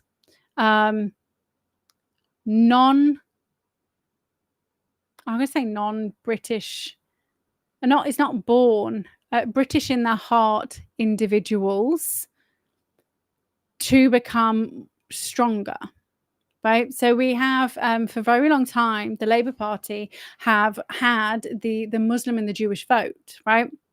And so we've seen Starmer doing crazy shit, right? Like all non labor stuff, right? And so, because he's doing non labor stuff, very much like when the Conservatives were doing non conservative stuff, we created reform. Now, Jeremy Corbyn's on the rise, and so is the Muslim collection that are all standing in the areas where they are very heavily populated. And so if the Labour vote's not theirs, then where are they going to put their vote? And they get mobilised, right? And they get threatened and forced. And that's what Labour does very well, is they get the vote out very well, because if you don't show up, you get like bricks through the window. That literally happens, by the way. That's not me just randomly chatting shit out. That actually happens. In fact, while I was a parish councillor, there was a Labour parish councillor who voted against parish, right? So this is like just teeny tiny down, a portion of a town parish, right? They voted against the Labour Party, and then they had members of the Labour Party show up at their house and threaten them and tell them that they needed to retract their vote. Otherwise, then they would end up in the same situation as XYZ. And what happened to XYZ is they had their car bombed, they lost their job, they lost their benefits. And like the Labour Party's run like a fucking mafia. Like they're an organised crime. And so the Tory party, they're also organised crime, but it's different levels, right? If you have money, it's more like white collar crime. The Labour Party, they're like the mob, right? With the gun running, the child trafficking, and all of, and obviously their bosses are the people in the Conservative Party, right? The people with the money. And you know, we have this phrase in the UK, and you may have it in other places, but it's like champagne socialists, right? They sit in their ivory tower, dictating how the others should live, and we should all be equal, but not me. Like, I mean, I need to rule, right? You should all be equal, and we will dictate what you do. But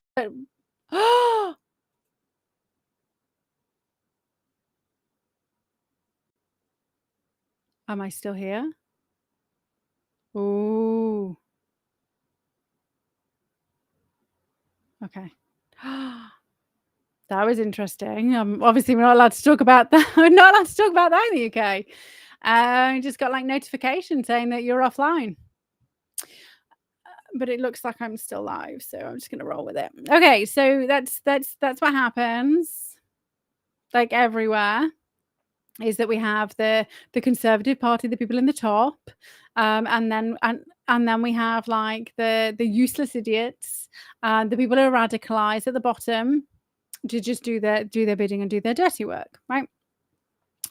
And so there's some bullshit GB News are throwing around with regards to that they were saying that they contacted the NCA, handed over loads of information about grooming gangs and county line staff, and the NCA did nothing with it. They're corrupt. Now, if they had actually spoken to the NCA, they would have found out exactly what I did when I spoke to them in 2021, is members of the public aren't allowed to contact the NCA. And I say not allowed, you can ring them, but they can't do anything with it, right? Is it's not an organization that's there for members of the public to contact, but that's what the police service is there for. So if they have all this evidence, they need to take it to the police service. And I, you know, this wonderful NCA guy spoke to me for about an hour, helping me. Like, you know, I was kind of giving him the information and saying, I've got this and I found this and I've uncovered this. And he was helping me discern and decipher, okay, well, actually, this probably falls under terrorism and treason. So what you can do is you can take this and you want to report this to the Met terrorism. Like, he literally told me where to go with all the information they had. And he said, and then if they invite us in, then we can take action. So, but they have to invite us in, right? So which is why it was really important that the NCA have the task force with regards to the grooming stuff that we went through the other day, because they can only act when they're invited in by police services. Now, we also know that they've been doing lots of investigation in the background anyway, right? So things will move quickly because now they've been told they have to, right? So now they've got control rather than, my fucking nose. Now they've got control rather than having to be invited in by the corrupt police services. Anyway, so the GB News are lying because that didn't happen. And if they did give them the information, they would have been told, yeah, you need to give it to the police. And then when they invite us in, well, we're grateful for it. So that was lying. So they are gaslighting. I hate the phrase gaslighting because it's psychologically abusing you. So psychological abuse is torture, is an actual crime. Gaslighting is not a crime. So they changed the wording. Grooming wasn't a crime. Rape, kidnap, torture were crimes. So they changed it to grooming gangs because then it's not an offense, right? And everybody went along with it. And people saying, well, they did groom. No. They psychologically abused people and tortured people and manipulated people. They're offenses and have always been offenses. We need to start using the language of the law when we're talking about these things, because that stops people getting it. Like it's like saying, oh, they didn't murder them, they put them to sleep for a long time. So it's not murder, it's euthanasia. There we go. It's not murder, it's just ethical suicide. Ethically putting this person I didn't murder them. No, I recognize their pain and ethically put them to sleep with a machete. Well, it was the only thing I had to hand. But would you want them to be tortured and in pain? Right? Language matters.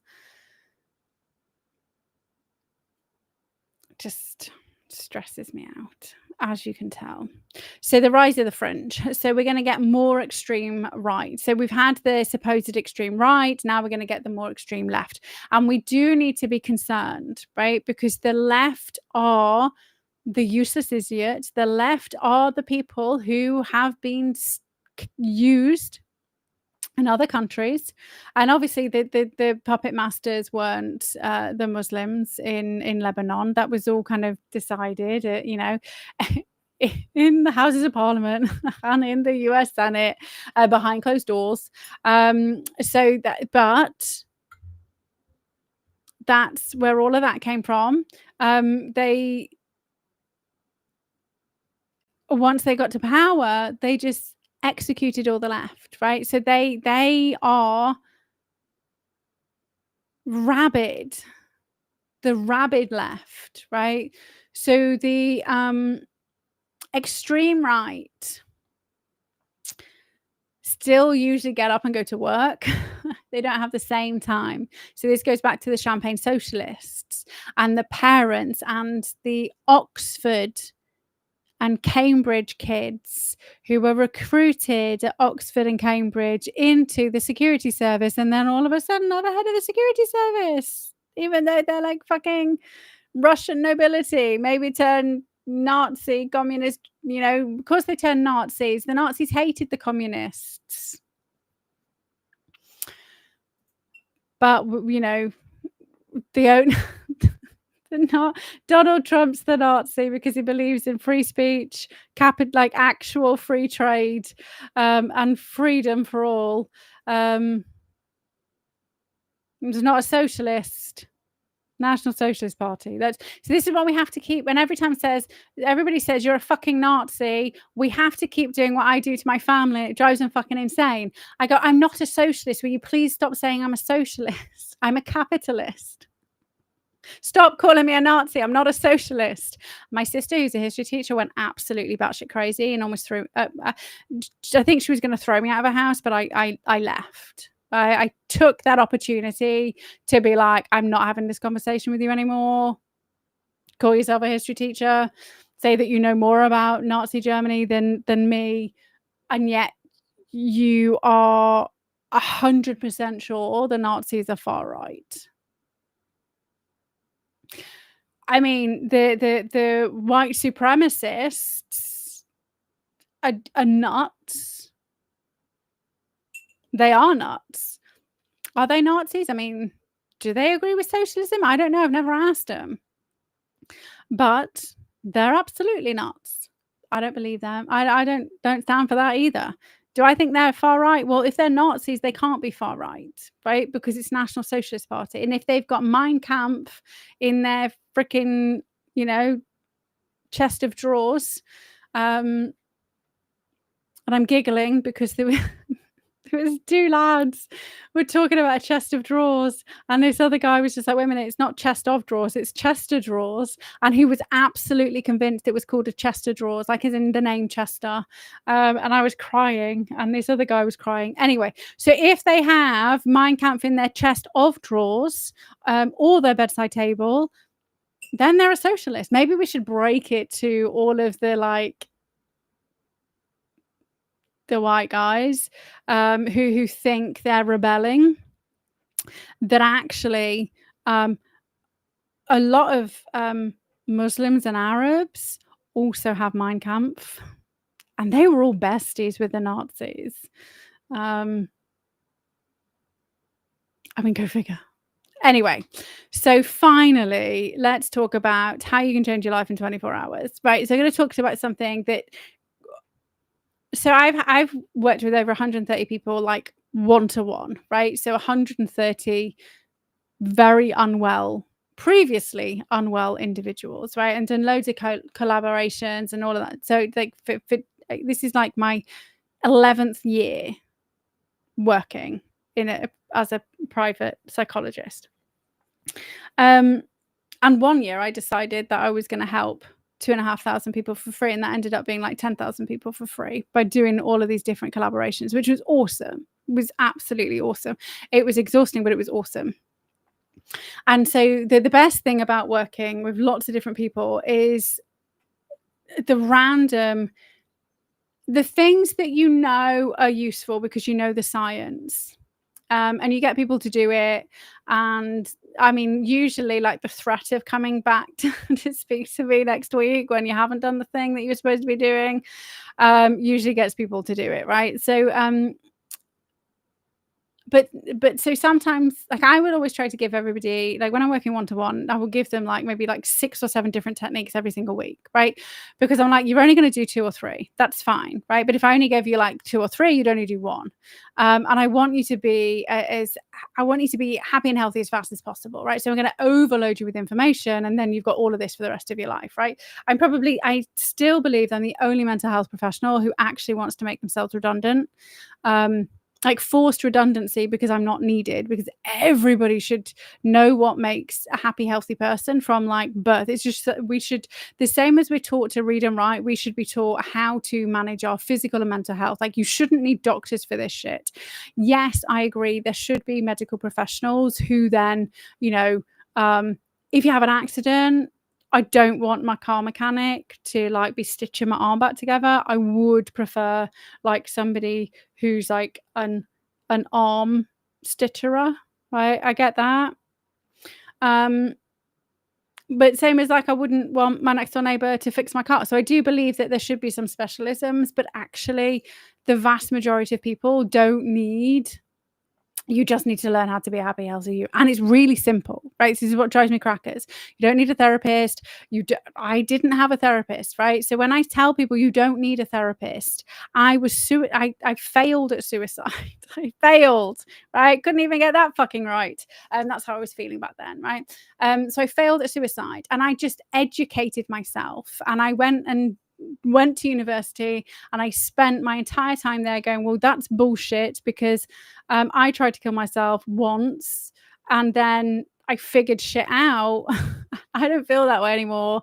So if you're saying somebody's suicidal and they're suicidal for life and they need to be on drugs for the rest of their life, otherwise they're going to take their life, then either I'm like unique and I'm not a narcissist, so I definitely knew that wasn't true, or what you're saying is bullshit, right? And most research that we've built stuff on was done by people who weren't the people who were abused and who had the trauma, right? It was done by everybody looking outside in, right? It wasn't done by people who had experienced trauma and then went and found the science and then reverse engineered it to fix themselves and then be like, well, actually, this is actually relatively easy.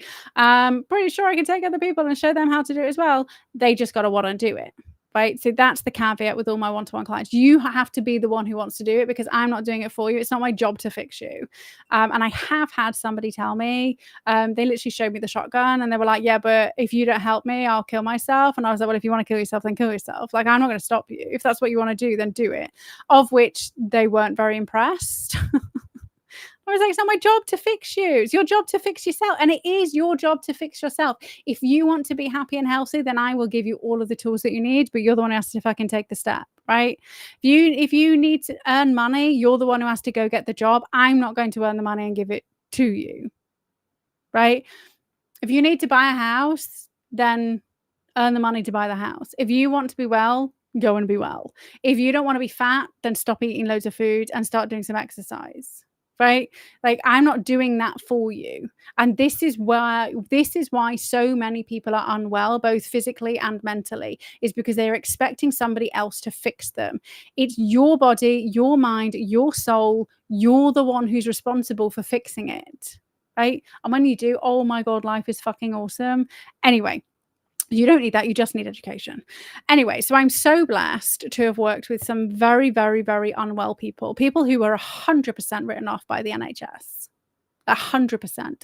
And very interestingly, usually after we finish working together, they get letters from the NHS saying, we're opening a treatment centre in your area. Come along. They're like, well, they've ignored you for like 20 years. Why are they doing it now? Come and try this therapy. And they're like, I'm healed now. You can't be healed. You had dissociative identity disorder. That you can't heal from that. Neuroplasticity. The brain's plastic. Of course you can fucking heal. People get shot in the head and they recover and their brain rewires. Like it Woosa, right? Drisy crackers. Anyway, so the thing that I'm going to teach you, it's really, really fucking simple. But one of my clients, I absolutely adore him. Still, I adore all of my clients. I love them all in very different ways because they've all got very different stories. And they all piss me off in very different ways. And they all know that they've pissed me off, right? And they piss me off because I know they can do it and they just don't believe in themselves yet. And I'm like, do the work and you'll start to believe, right? Anyway, the guy with the shotgun, he didn't kill himself. He's fine. He sorted his life out because nobody had ever said that to him before. I was like, you're not emotionally blackmailing me. Fuck you. Like, I've been there. Like, you can't emotionally blackmail me. I've tried to kill myself before. Like, it doesn't work on me. I've got no sympathy for you. Like, deal with your shit or don't deal with your shit. It's not on me. And that's what they say. It's like, well, it's your fault if I die. And I say, it's not. I'm not the one pulling the trigger. I think it was a waste of money because you can't get a refund if you're dead. Like, I am. But this is what forces them to free their shit, right? So FYI, if you've never been around somebody who is like suicidal, where their brain isn't actually working, if you're not extreme, it will not get through. Just FYI, if everybody's sat there going, oh my God, this psychologist is telling people to kill themselves. I mean, I did because he told him he was going to. Like, I was like, okay, then. Like, that's your decision. Like, you can't get a refund if you're not here. I mean, you might as well. I mean, it's up to you. You could just stick it out for the 12 weeks. And if it doesn't work, then you can get your money back. Or, thanks very much. And I'll, have like 8 weeks free time. Like, that's cool. Like, it's your life, dude. Anyway. So I did this I mean, I teach them all the techniques, right? But so this one, sometimes I'm like, "Okay, this is the one you absolutely categorically have to do," right? Um, and the other thing, so this is how I kind of make them do it as much as possible. So if they so they sign up for the 12 weeks, and you have to have the 12 weeks back to back. I mean, sometimes people will have a holiday, but it's all planned beforehand, right? If they cancel a week, they pay me whether they're there or not, right? So if you don't do the work and you cancel because you don't want to show up, then you're still going to pay me. So that's a motivating factor, right? I do as much as I can to motivate these people to take action, but I can't do it for them. I did it for myself. That was enough of a journey. And so I was like, "You absolutely categorically have to do this." And this was like week 1. Week 1, suicidal. This guy was suicidal. I mean, most of my clients are suicidal. Yeah, he hadn't attempted it yet, and he didn't have a plan, right? He didn't. So there's extremes. There's different levels of suicide. Some people have just thought about it. Some people have thought about it and they've got a plan. Some people have thought about it, they got a plan, and they have the tools, right? So the shotgun guy had the tool, literally had the tool right next to him.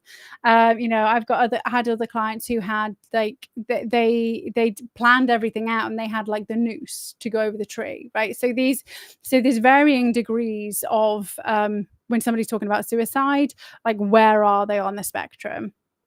And so he was in that place where considering the idea that everybody's life would be better if they weren't there, right? That's where they were at the beginning. They were at the beginning of thinking about these things.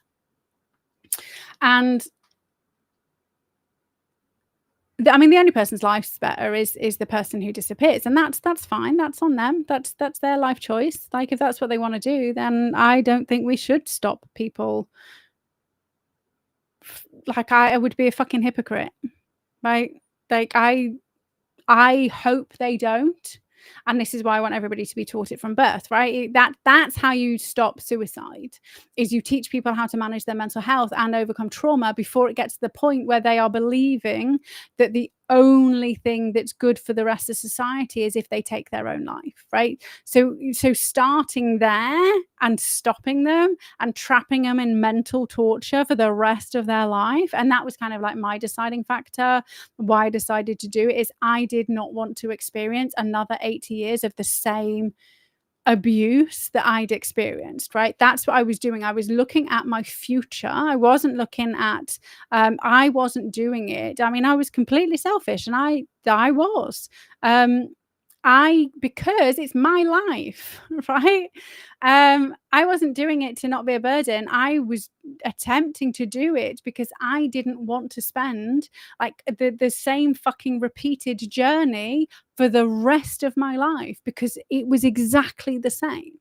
Like, I'd had all this, and there was no way out. I could not see a way out of this actual future that I was creating. And I didn't know I was creating it for myself, right? It was just happening to me. Everything was happening to me all the time on repeat, right? The only way out was to just not be here anymore. And did I consider the other people? And I was just like, yeah, but I mean, it's not going to matter. They don't, and that's where I was, right? It doesn't matter. They don't love me anyway. Like, because that's where you get to sometimes. Anyway, so he was thinking about suicide, but he wasn't. There was no plan. There was no tools booked. It was just like, and this was only week 1 of therapy. So, and that doesn't happen very often in therapy as well, by the way, guys. It's very, I mean, it happens in my therapy a lot, but it doesn't happen in normal therapy where people are telling you how bad things are in week 1. It's usually like, 5, 6, they're starting to kind of trust you. But this was like straight off the bat. This guy this is why I love my guy clients. Like, they sign up for therapy when they're ready to fix shit. So they're always, I love my lady clients. 1 lady to 2 men clients, and that's the happy medium. Like, 1 person who needs like a lot of pushing, and 2 guys who will just be like, tell me what to do, and I go do it, and I come back, and then tell me what to do, I'll do it and come back. So the guys have better results earlier on. But I've always had a 50-50 split. It's interesting, and it's been fun. It's been fun. Um, it's been exhausting, but it's been fun. So anyway, I was just like, hey, you absolutely have to do this thing because everything you say is negative. Everything.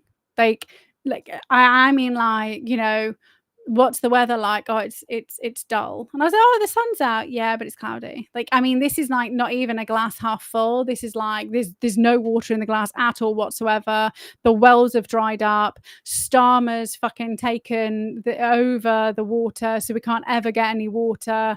And I'm going to dehydrate in a week, not 2 weeks, because I have some kind of special DNA that supercharges dehydration. Right. So it was like everything was like to the extreme. I was like, okay, this is what you need to do, right?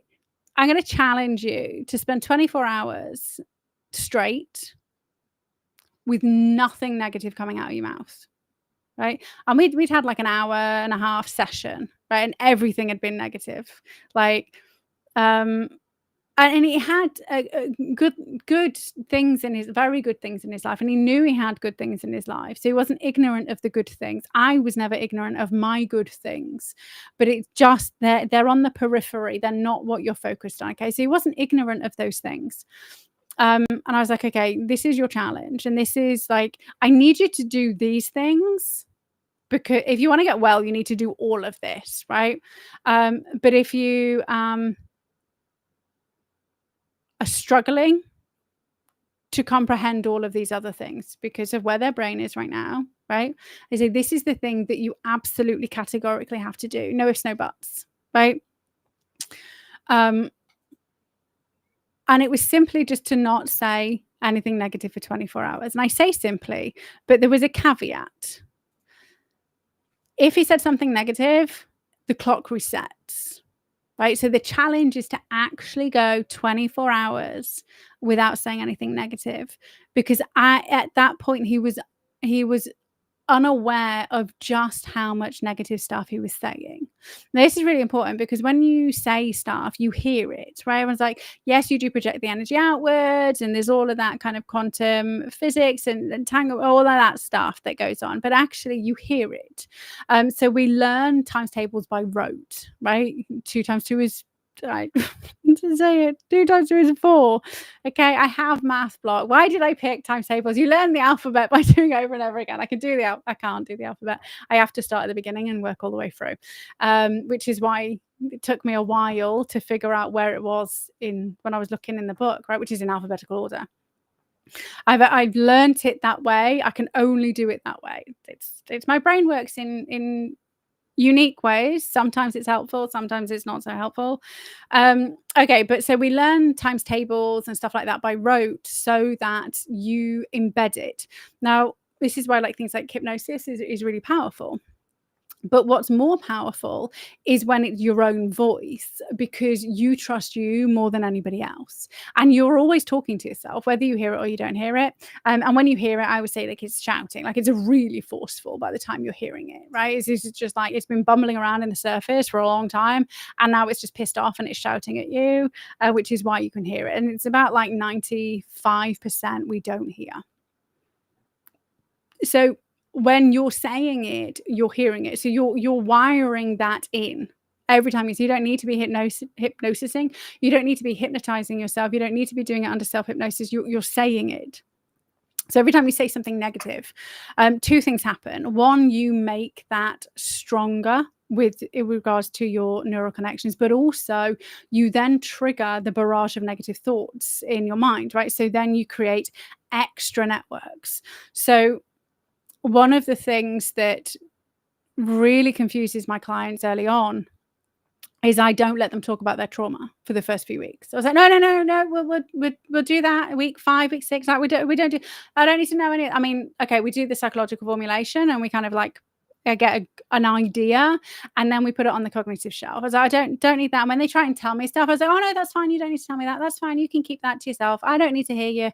I mean, they do hear it, but it's really important I stop them saying it in the first 4 weeks, because I need to get them out of the habit of talking about their trauma by rote. And for those of you who are here with me last week, you'll have seen that it took me a while to think of something from my past, because it's no longer emotionally charged, right? It's just like, to all my past trauma is like the same emotionally as rocking up to. Actually, I probably get more emotionally charged in the supermarket, because they never have the things that I want or need. Anyway, I dealt with my past. It's like, it's like a really nice supermarket trip. Is it just nothing? It just doesn't mean anything.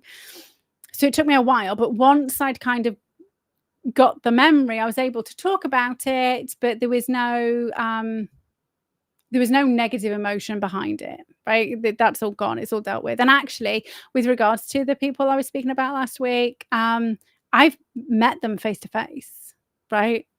And they were horrified because they have the emotional attachment to all the things that they did to me. And I'm just like, hi. I was working in a bar and I was like, what can I get you? Like, it didn't faze me in any way, shape or form. And they were very sheepish and they went and hid, right? So they need to deal with their own, like they need to forgive themselves, because I don't give a shit. But that's their journey.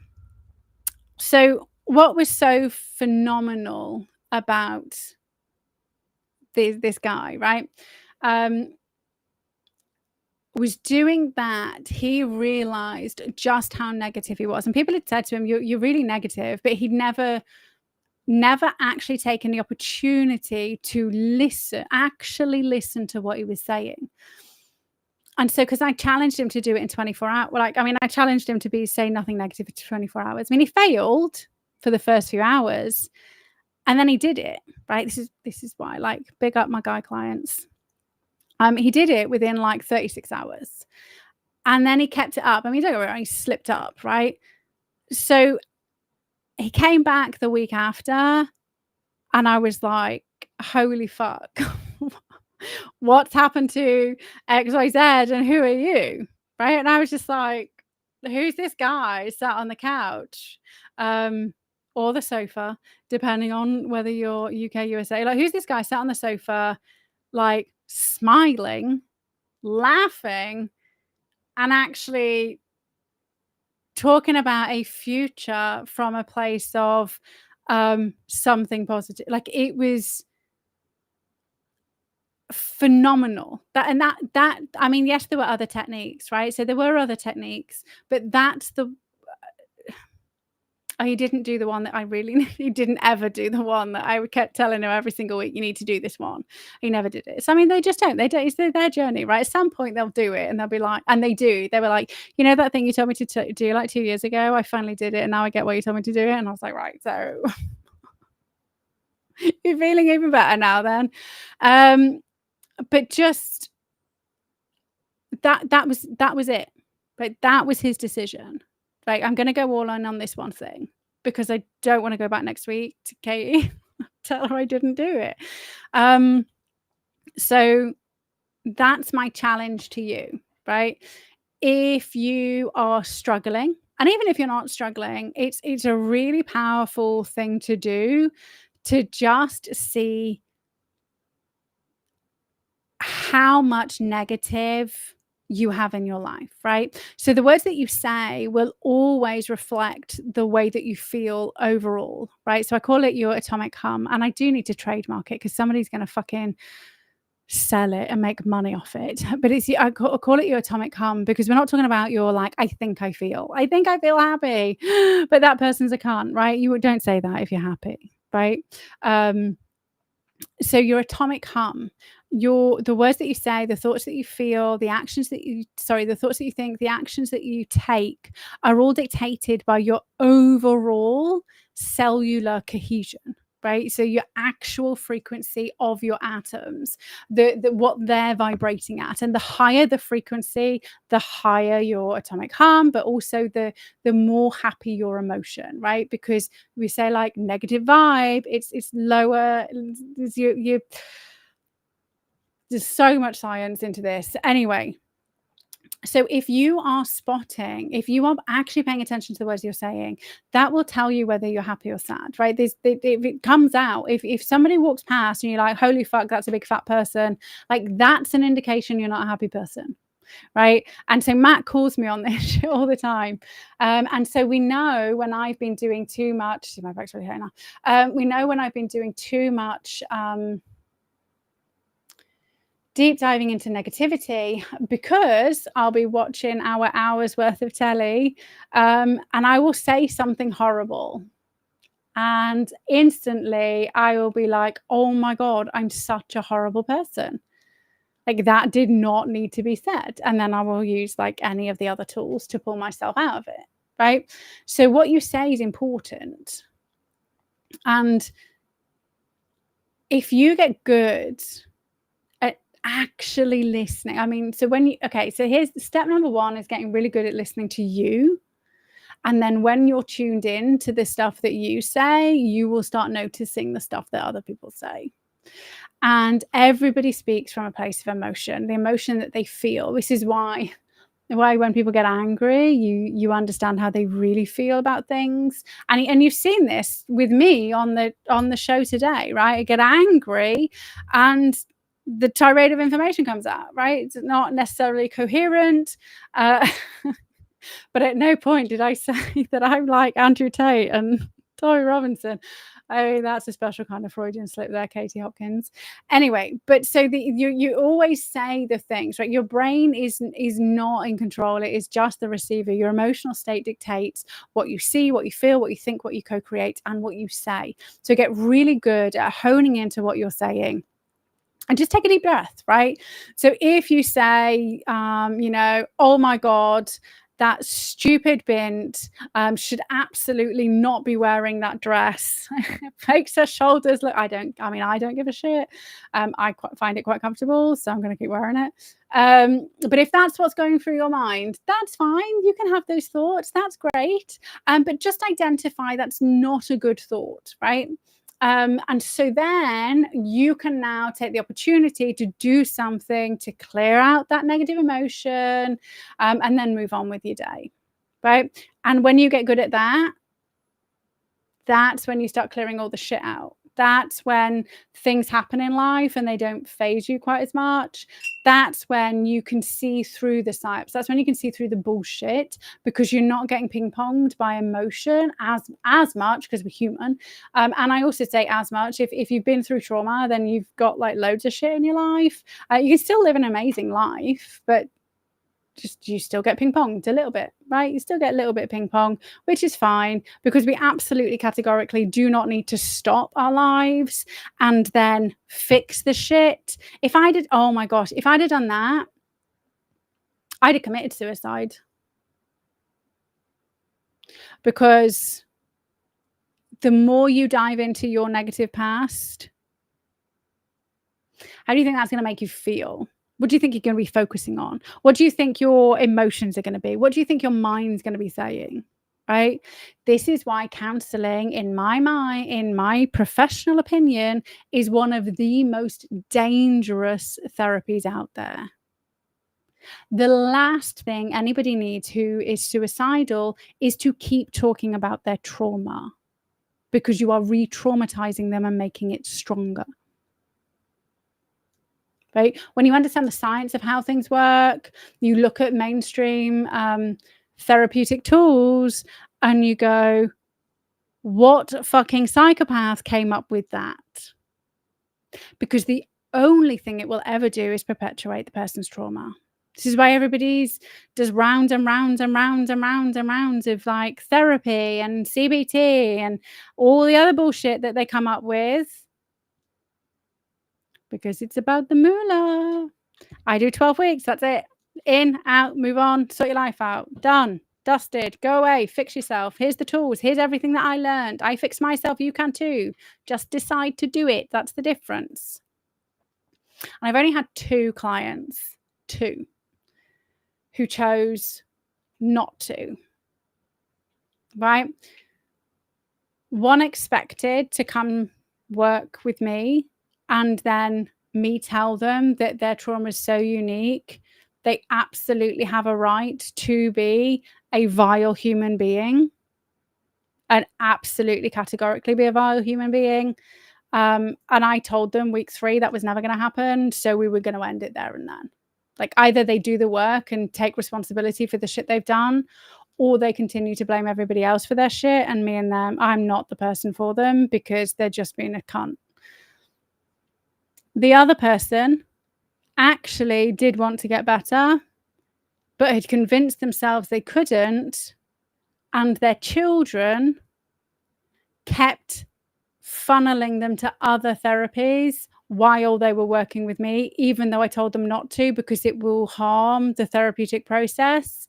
And so every week we were starting back at the beginning with the actual person who was getting the help being overwhelmed by the stuff that I was trying to get them to do, and the other things that they were being told to do by their children, right? And by the end, I mean, that person then had friends who developed physical complications, and then they'd convinced themselves they also had. So it ended up like they didn't start out with health anxiety, but because of all the other shit that their children were getting them to do behind the scenes, even though I'd said multiple times, please stop doing this, you are harming the process, they kept doing it. And by the end of it, the person had developed health anxiety and also believed they had this terminal illness. So there was no point doing the therapy stuff because they were going to die in 6 months anyway. Right. And so I had to say to them, this is, you did this. Like, you're blaming me that the therapy didn't work. Like, the therapy works on people far more unwell than your mum. Like, speak to my actual client, and we speak to the clients who this was grief after the loss of a husband and a father, compared to systematic rape and abuse for decades under the MK Ultra programming, so much so that their mind shattered to grief, right? So I'm talking about, and I'm not saying that one person's trauma is worth more in the grand scheme of things, but I'm talking about the actual ramifications of the trauma and the extreme levels of it. It's not the therapy, it's the breaks my heart, but that was their choice, right? That was their choice. Anyway, so 2 people. And actually, had I really been, I should have said no to both of them. And actually, the one person I didn't say no to because they were referred by another client, and I felt an obligation because they were in that other person's life. And so I should have said no, because when I was doing the initial consultation, I was like, this person, they're not ready. So I should have stuck to my guns. And the second person,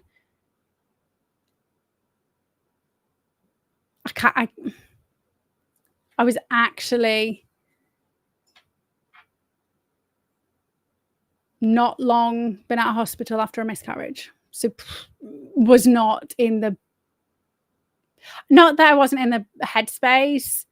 My brain wasn't as attuned to catching the language. And I only started to really capture it when I was kind of week 3, week 4. And I was sat there thinking, But, you know, somebody rings and says they're about to take their life, you kind of go, okay, well, let's have a conversation. Yeah. Which is why I didn't take anybody on when I kind of like got the bombshell news that the NHS found out that I had like cervical cancer, almost cervical cancer, like pre-cancer, whatever it's called. And they found out 2 years before, but just didn't tell me. Right. So I was just like, oh, let's not make that same mistake, Kate. Anyway, enough about me, but I want you to really consider paying attention to the words that you're using to describe you, to describe others. Start catching yourself, right? And don't berate yourself. You're human, right? It happens. It's just an indicator. Like, it's the same as like the warning lights come on your car to tell you, whoa, you might need to get this sorted. It's just that, right? It's just a warning light. That's it. So you don't be like, I mean, I go, oh my God, I'm a horrible person because I should know better. I should go, oh my God, I should know better. But I don't then, call myself awful things. I'm just like, oh my God, okay, what have you done? You're obviously not in a good space right now. So let's go do lots of stuff that makes you feel awesome and then come back to doing whatever you're doing. So thank you so much. I hope you've enjoyed. I really didn't mean to do it extended. I do apologize. I do want to try and keep it to an hour or so. Thank you so much for joining. Have yourselves a wonderful rest of your day. I will catch up with you next week for some more Madness and Mayhem. And thank you to those of you who dropped a comment and who I know. Thanks, down. I didn't see it all. I kind of like try to avoid looking at the comments because there's just usually bots in there or people shouting at me, and I don't want to be distracted. So thank you so much for joining. Have an amazing day, and I shall see you all soon. Bye for now.